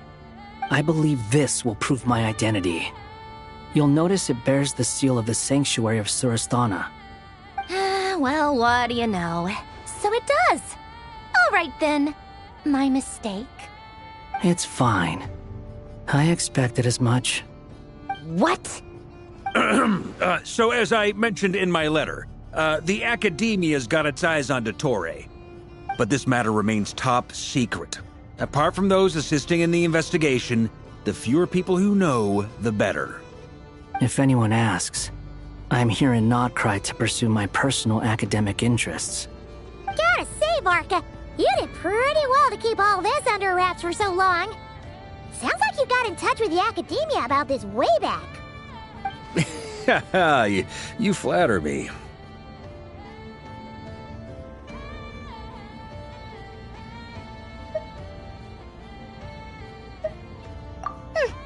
Where do I even start? Remember that time we fought Rerir at Star Sand Shoal? He sure let me have it then, didn't he?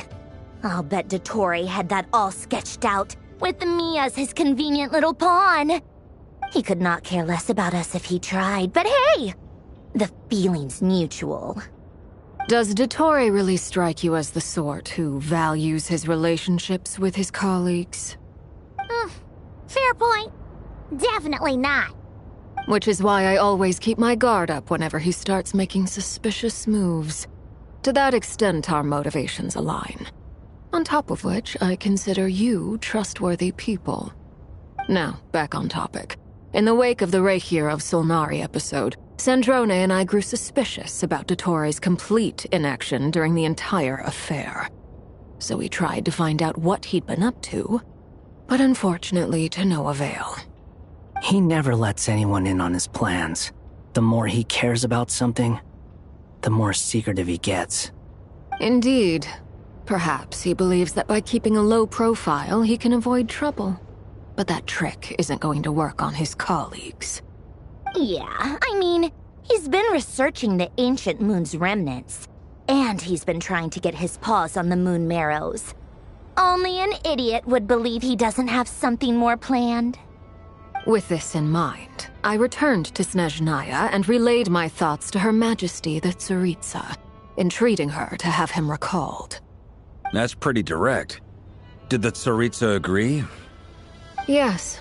I made it abundantly clear that the Fatui's business in Nodcry is almost concluded, and we do not need 3 harbingers in this territory. Her Majesty concurred. Accordingly, Dottore has returned at her orders. I imagine he is continuing with experiments, which no one besides he would ever have any interest in.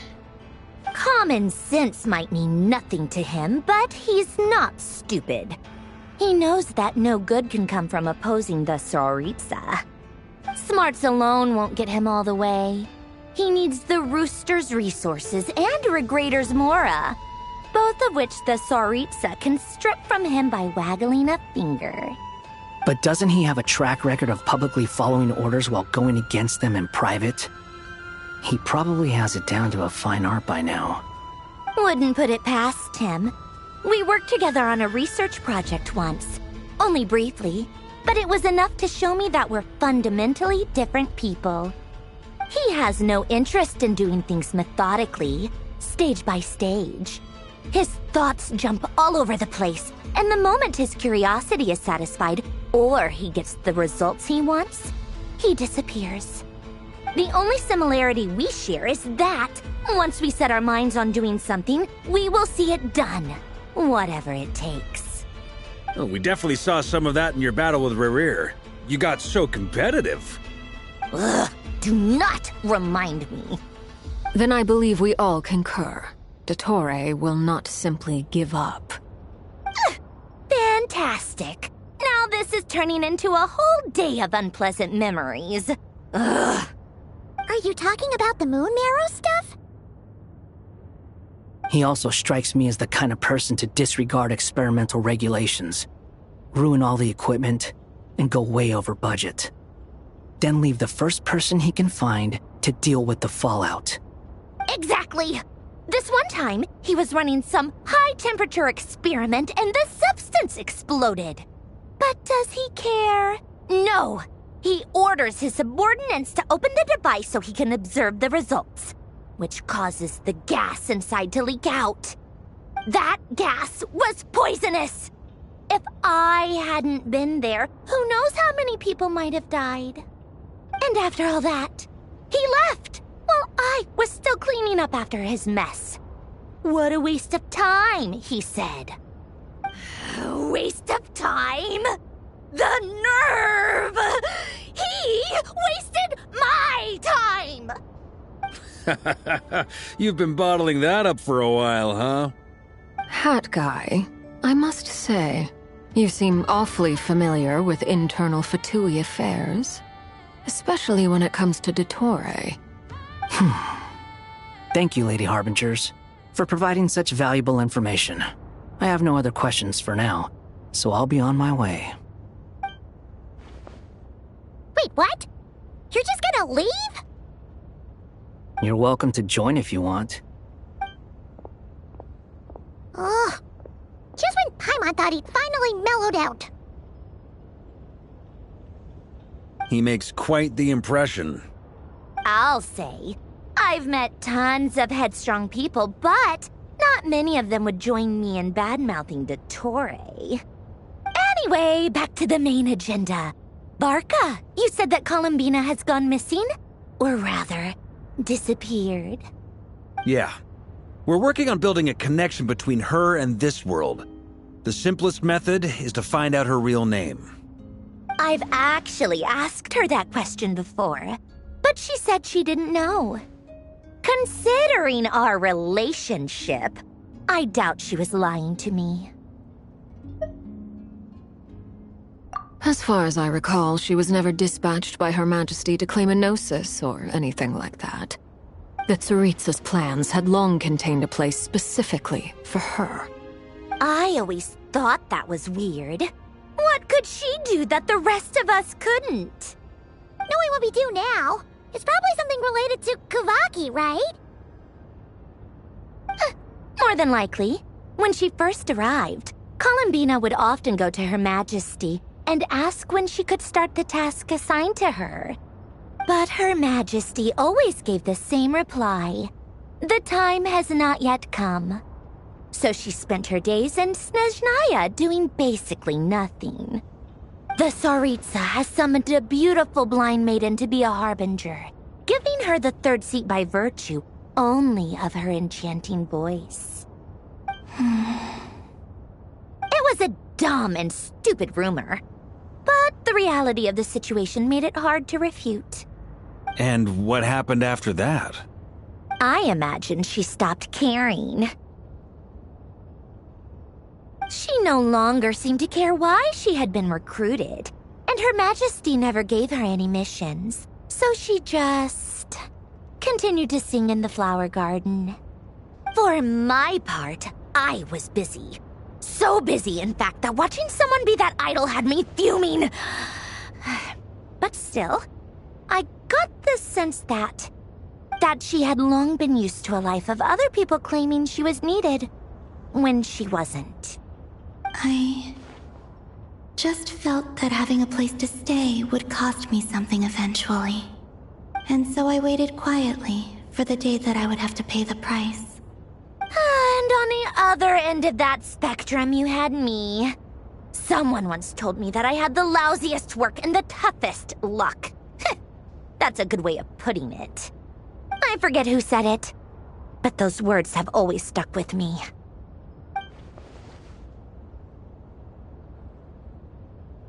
But you've done your job exceptionally well all this time.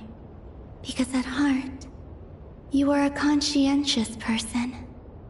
What is it? Something come to mind? That makes sense.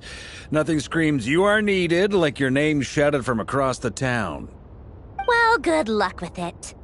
But if you ask me, Columbina is still the most shoutable name. I'm just so used to it now, after all the arguments we've had. I can't be bothered trying to remember another name for her. Nor I. Sandrone. Harlequino.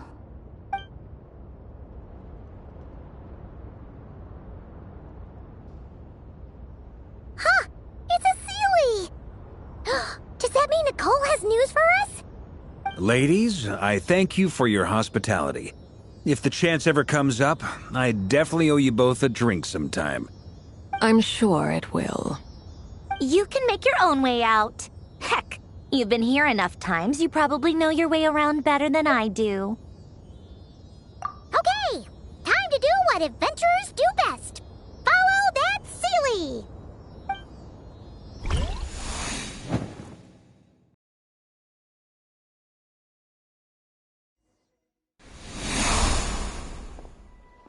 Here you are.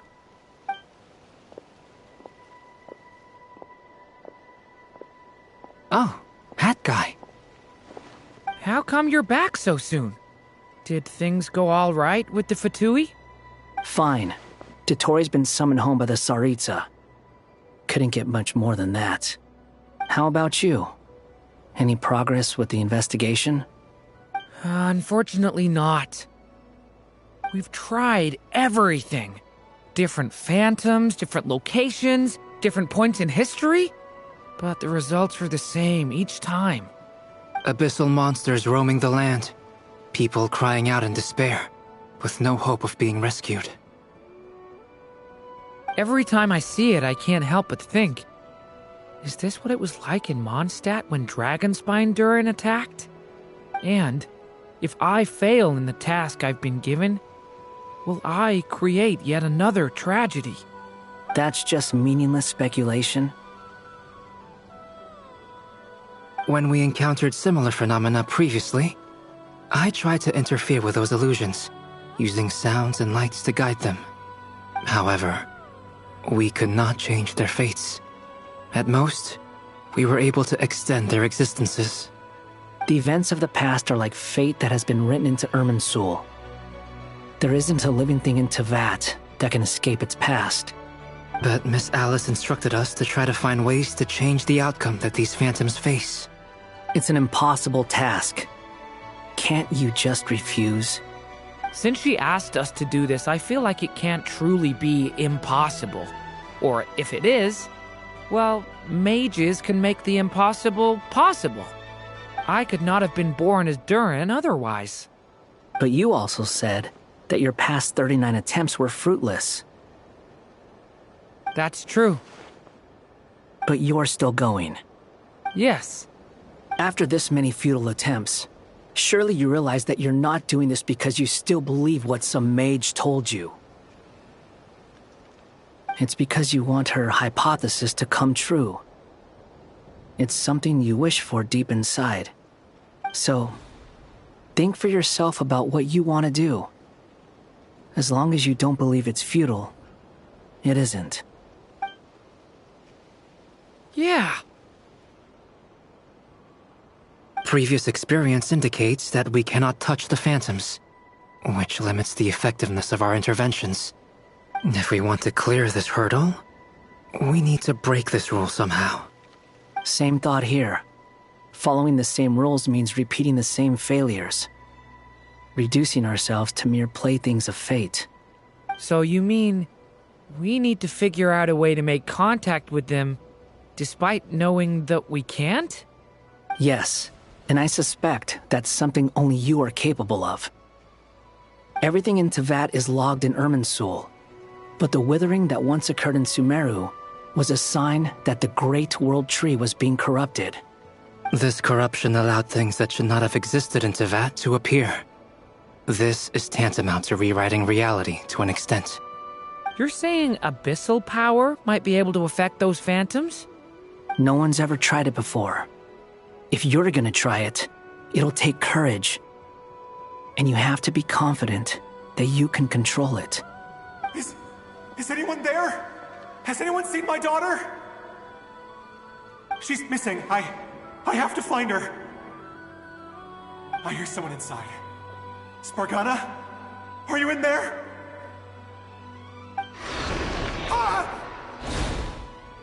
If I can use my abyssal powers to warn him that there is danger here, maybe it'll change his decision. Maybe he'll stay away. Yes. The important thing is not the nature of the power, but rather how you use it. To intimidate and obstruct. Sounds about right for the Abyss. Let me try. I should be able to influence that thing. Have you seen a little girl? What? This isn't the time for that! Just run!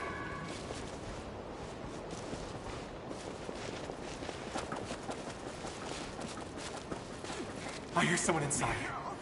Spargana? Are you in there?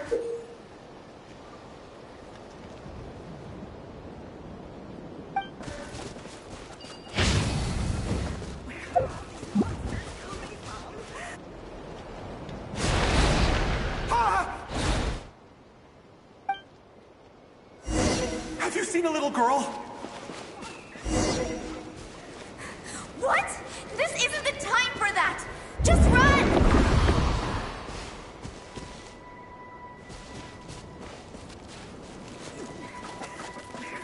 I hear someone inside. Spargana? Are you in there? What is this? Looks dangerous. I should get out of here.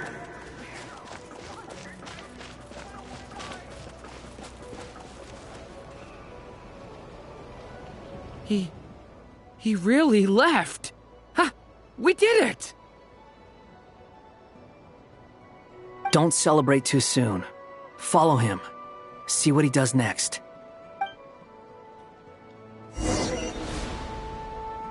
Monsters approaching from the front. You need to stop them and create an opportunity for him to hide.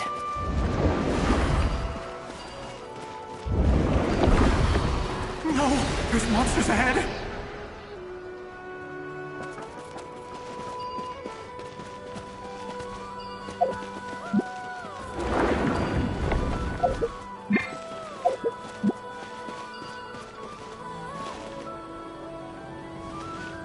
Wait, is that the barrier I saw earlier?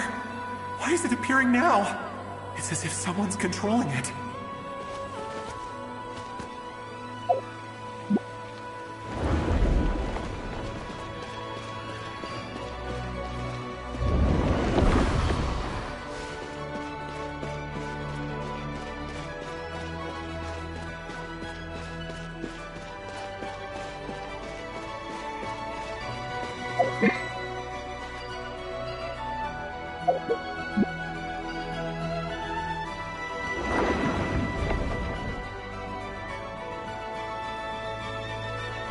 The monsters are gone.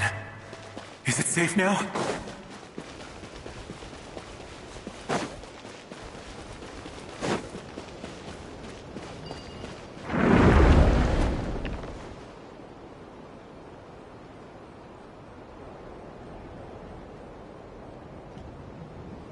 The barrier's gone too. How odd. Anyway, I guess I'll keep going. Quickly, let's keep up.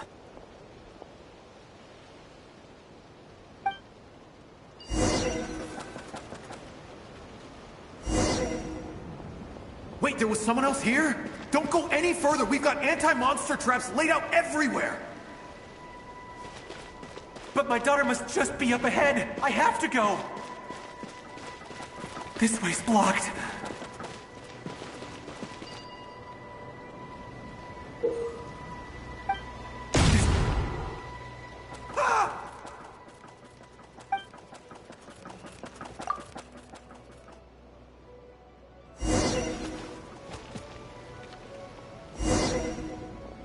Wait, there was someone else here? Don't go any further. We've got anti-monster traps laid out everywhere. But my daughter must just be up ahead. I have to go. This way's blocked.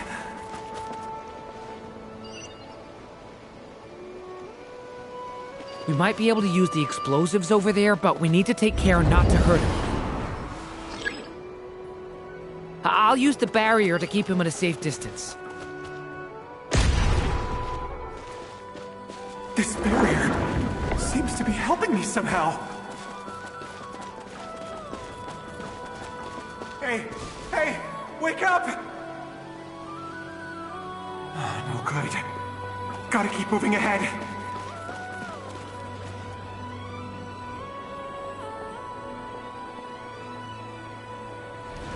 So many monsters! There's still a chance, Durin. Use the traps.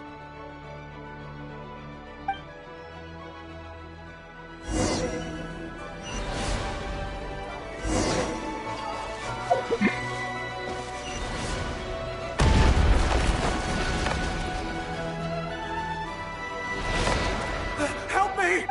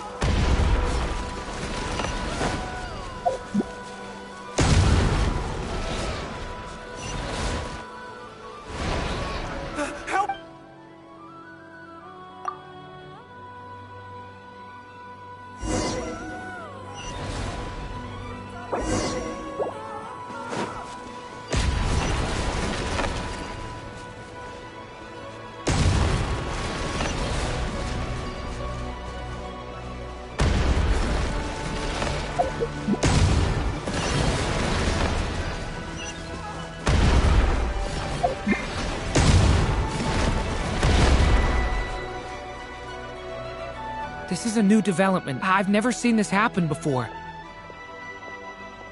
We might just be able to save this person.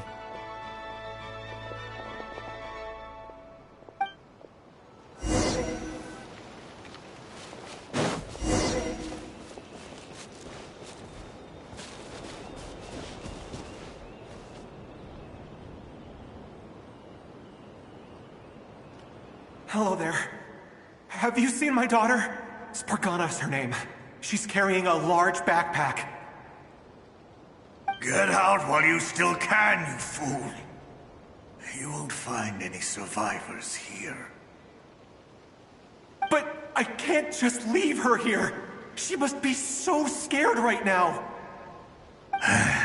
Sorry.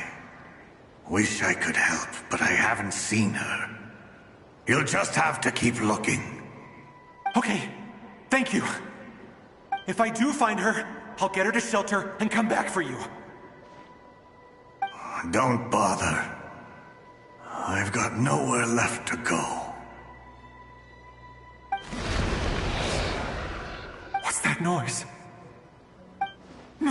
Monster! No, if he goes inside, he'll be walking into a trap. Let's try this once more. This time, we have to stop him.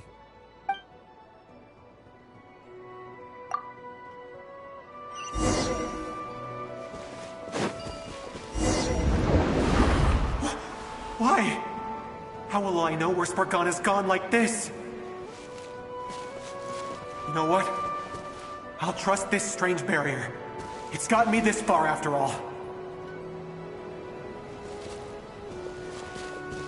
Hey!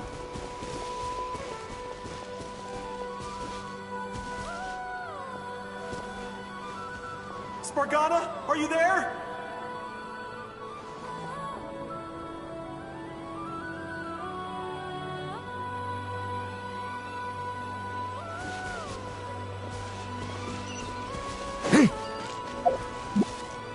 What? What's this? Hey! Let us out!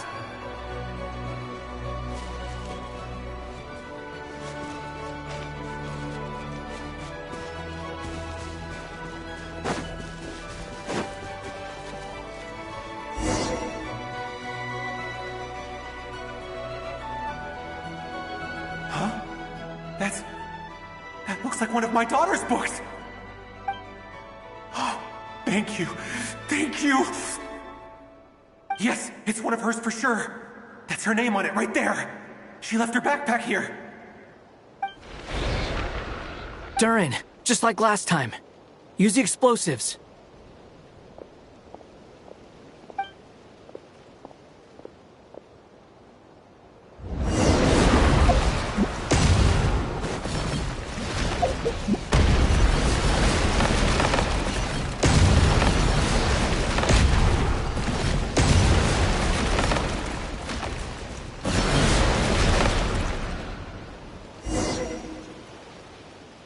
It won't work.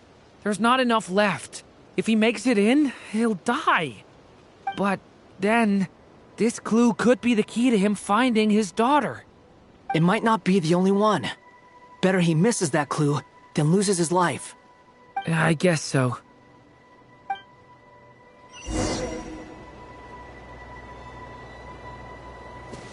Stop him, Durin. We can't let him get any further in. That's my daughter's book! She's passed this way! Why? Why won't you let me go in? I've searched and searched and searched just for this! But how will I find her without any clues? I no longer have anywhere else to go.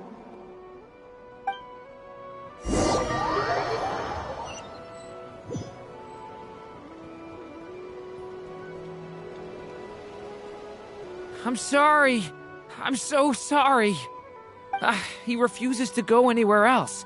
Whether he opens this door or not, all that awaits him now is death. We couldn't change his fate.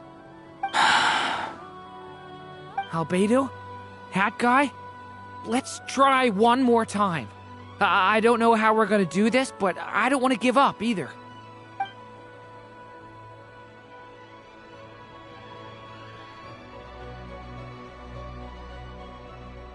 Why am I here?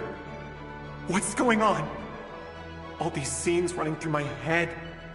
Where are they from? Huh? What's going on? His reactions have changed.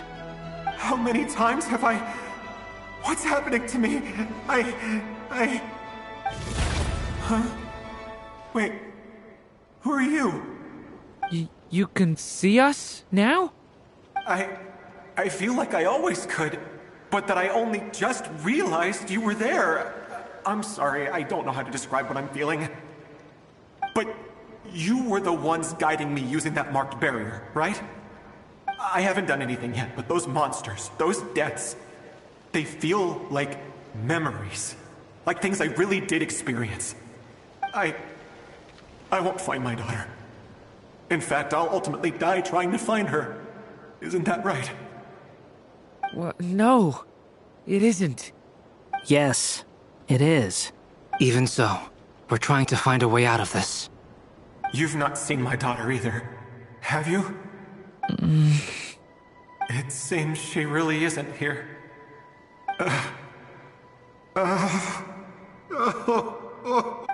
I'm sorry we couldn't help you.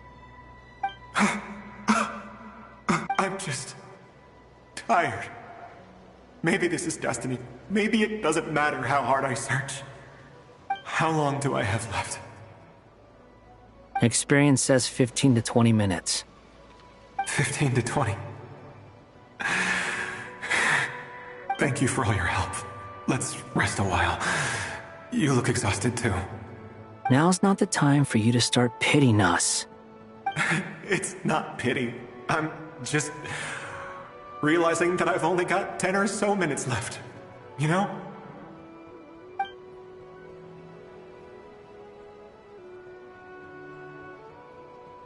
You say you're from Mondstadt, yes? A place with windmills, where people enjoy limitless freedom? And you're from Sumeru, where they've built an academy into a giant tree? Yes.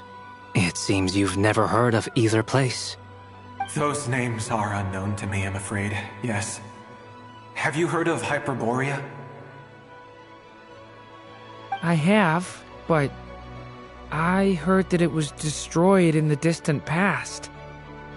I see. That was where my ancestors once lived. What about Delphi Pytho? Was it later rebuilt? I've never heard that name. Then what about Salvindaknir? I have seen that name on stone tablets on Dragonspine. But I'm afraid the only things left of that place are its ruins. I see. Sure enough, there was no way to turn this around, huh? I'm sorry. I was the one who asked to chat, but it seems like we're too many ages apart. There's barely any common ground to start from. It's all right. We did hear something new, at least. From how you speak of your lives, things must be going all right for you, I guess. They are. Mondstadt is a place of freedom and happiness. There's a lot of good people in the church and the Knights of Favonius, and even outsiders find that it's an easy place to feel at home. We have festivals a few times a year. Everyone gets together to drink, sing, and be merry. Sumeru is a lot more uptight. Not really the kind of place where you can relax. It's a nation fraught with problems wherever you look. But if all you want in life is to seek knowledge, I guess it's pretty much paradise. That's wonderful. In other words, after this all-devouring black tide passed, humanity did not merely avoid extinction, but rose to build prosperous civilizations anew. I mean, I can see you all right now. That must mean the future isn't a total mess, right? That's true. Well, time's almost up. Let's part ways, I think. Might be best if you don't waste too much time on me. The chances are slim, I know, but I'd like to spend these last few minutes looking for Spargana. If things work out, I'd love to tell her about what I've heard. May we meet again. Well, or not, most probably. In that case, may your wishes come true.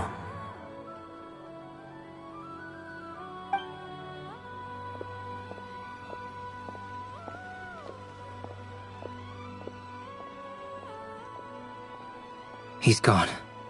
In a few minutes, he will meet the end that was his to begin with. The ending of this tale did not change, but I believe that we've just made the most progress we have yet. May your wishes come true. If only it were so simple. Hat guy, could I ask you a question? You've never talked about your past. It seems complicated, and it weighs heavily on you, too. Would you be willing to tell me about it? I mean, sometimes it's better to get things out in the open. Take that guy we try to help, for instance. At least he said goodbye with a smile, right? I know about Albedo's past. Our experiences are very similar, and he created me. As for you, you're my first friend, and you've witnessed every step I've taken. But by comparison, I know nothing about you. Either way, I mean, we're still best friends. But if I knew more about you, I might understand your thoughts a bit better. I've told you about myself. I'm a student at the academia. And what did you do before that? Prepared for the entrance exam? All right. If you really don't want to talk about it, I won't press you any further. I was a puppet built from the branches of a white tree, using technology left behind by the Conrian schools of mechanical engineering. A white tree? You mean an Irminsul tree? Yes. A branch of Irminsul that was once connected to the main tree. So you had a human creator too? Yeah. But my creator abandoned me after deciding that I was a failure. After that,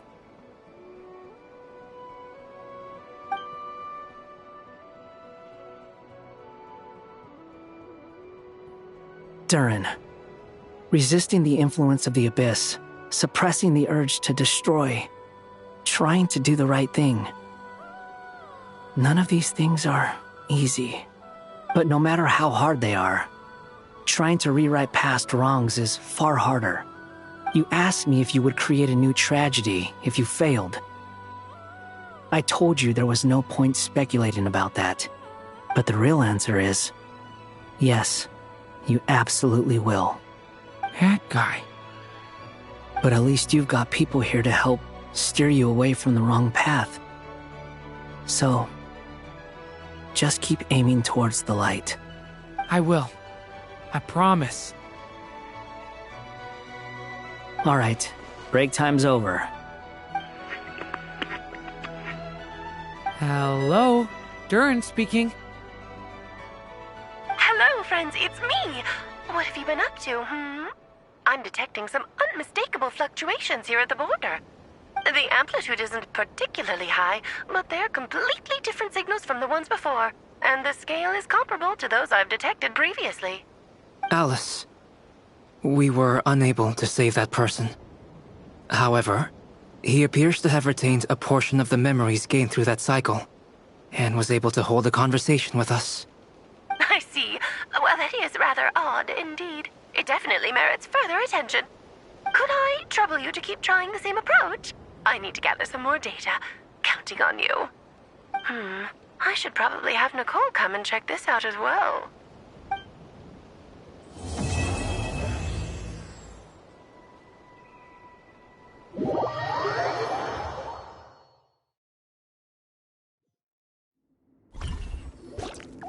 There you are. I was worried you might stop to collect treasure chests opened by the Seelie along the way. It would have taken you so much longer to get here. Another conversation I cannot hear. I am delighted to see that you understand what takes priority, and that your adventurer's instinct has not swayed your resolve. Really, I must applaud you for it. You should know. Paimon's head. Okay, I'll try and keep it short. My senses are telling me that this is where we shall find the entrance to the ruins. Oh, cool! Woo! What are we waiting for? Let's open it up and see! Patience. This was a sanctuary of great importance to the Hyperboreans. A special process is required to open the gate. Oh! Like the place that housed the Eternal Moon's marrow? Okay, so what's the plan? Need us to do anything? And just the short version, if you can. Alright then. I was planning to start with some background on the invention of these techniques. Are you sure you don't want to hear it? It's quite informative. Remember what you were saying about priorities? Fine. Simply put, we need 3 human representatives to successfully undergo a process of Kuvaki resonance. Think of it as a test from the 3 moon goddesses to see if the entrants are qualified, with the most recognizable qualification being Kuvaki. Pretty sure Lauma would ace that test. Oh, wait. But we need 3 people. I also have no doubt that the Moon Chanter would be qualified. But we would need 2 other people with the same constitution. Therefore, the most feasible method is not so much to follow the rules, but to figure out how the test functions and find a workaround. I've done some research, and it turns out the mechanism is rather crude. We'll simply need humans to stand before it who have sufficient Kuvaki energy within them. I'm with you so far. How do we get the Kuvaki in them? The easiest way would be transfusion. Take some Kuvaki from Nodcry's soil, put it into the bloodstream, and get it circulating in the body. So we're going to cheat on the test? Precisely. There are other methods, but this is the simplest one. Cheating the system is much easier than trying to hide from it. Huh? Sorry? Does the idea of cheating upset you, Miss Lauma?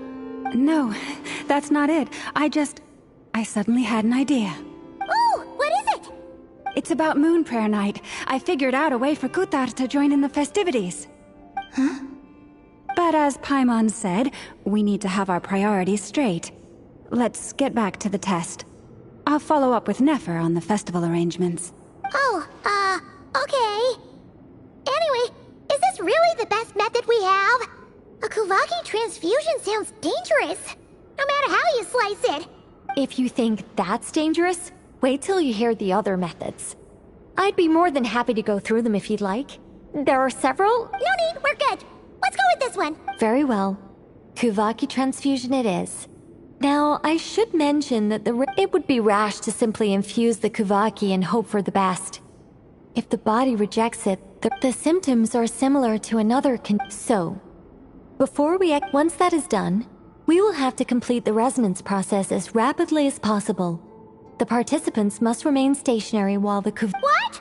No! That's some hardcore fasting. They'll all be monks by 3 days. Oh, it's so long! Fasting? What are they talking about? Really? Don't you want to think... Haha, count me in. Miss Nicole has made it clear that this is the easiest way. The way I see it, there's nothing else to... Yeah, you're right. In that case... Then we'll start with you first, Traveler. Please step forward.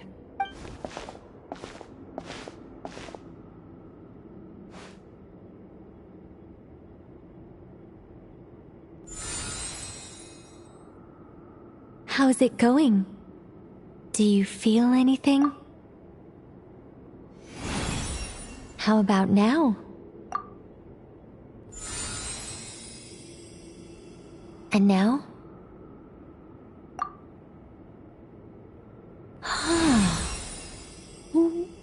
Right about now. You guys, is that a... All right, I'm official. It's like I summoned a giant stone. In my last attempt, I infused 5 times the amount of Kuvaki required. Yes. You're next, Mr. Varka.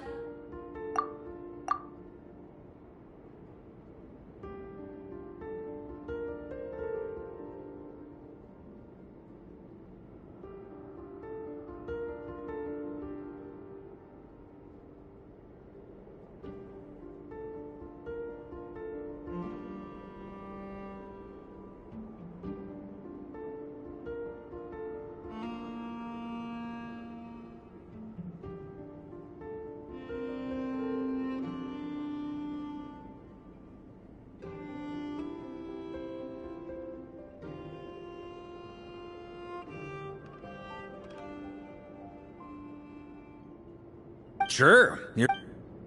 All right. I'll start. Whoa, whoa, whoa. Hey, wait a minute. How's it going? Ooh, no, not great. I kind of want to puke. Feels like I've been drinking too much. A few bottles of wine, then a big stein of Dark Horse, with some hard liquor from Liyue mixed in. You think this is funny? I just lost to a young lady in an arm wrestling contest. I'm never gonna live that down. My apologies. I'll lower the concentration and try again. Oh. How's it going now? I'm not as dizzy as last time, but I can still feel it pulsing around. In that case, you wouldn't be an ideal choice, Mr. Varka. Let's try someone else. Okay. Let's go ask some of our other friends.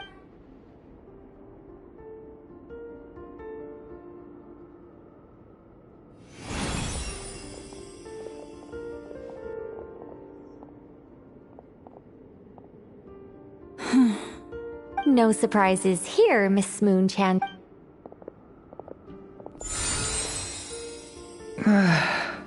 I'm getting a slight... Shame. Whoa! I'm itching all over! Allergic reaction. Huh? Well? The Hexen Circle is an organization that...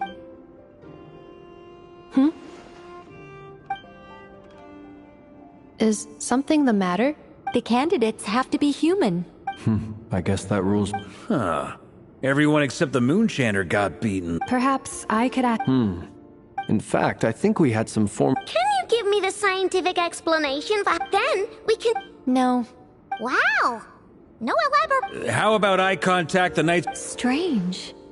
She mentioned that the world has rejected her. And when we fought the Raihir of Salnari... Also, Paimon's not sure revered is... Gratitude, certainly. It's basic reciprocity. Yeah. Even though she looked like she did... A review of the... Yep. You... They really think so? I'm super surprised that Columbina isn't her act... I know. Unfortunately... Columbina. But... is there anyone left who will still call me? Moon prayer... Then allow... Huh? You contacted your friend, since I have the... Arlecchino. When can we begin? I see. We can begin right away. How was it? Not at all. Then it seems we shan't need to... Great! Cool. Alright, like Paimon said. Then, my job is to take care of the caretakers. I will ensure... I'm ready as well.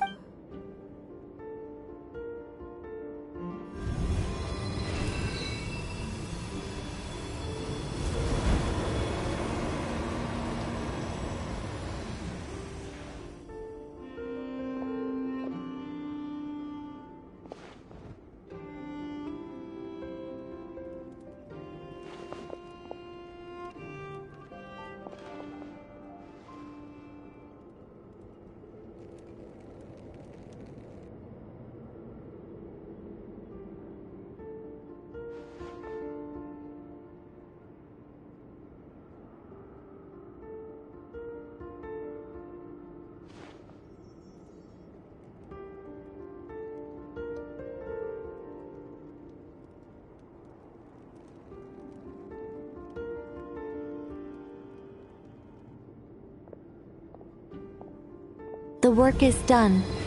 The sacred scroll shut. The stars grow dim, the people silent. The white sun sets, the silver moon rises. O path to the temple, appear now before us.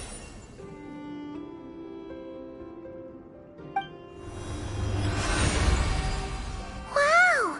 It really opened! So that's what all this is about.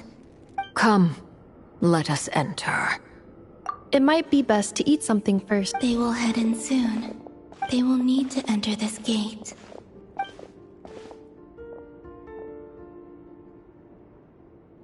Huh? I cannot pass through.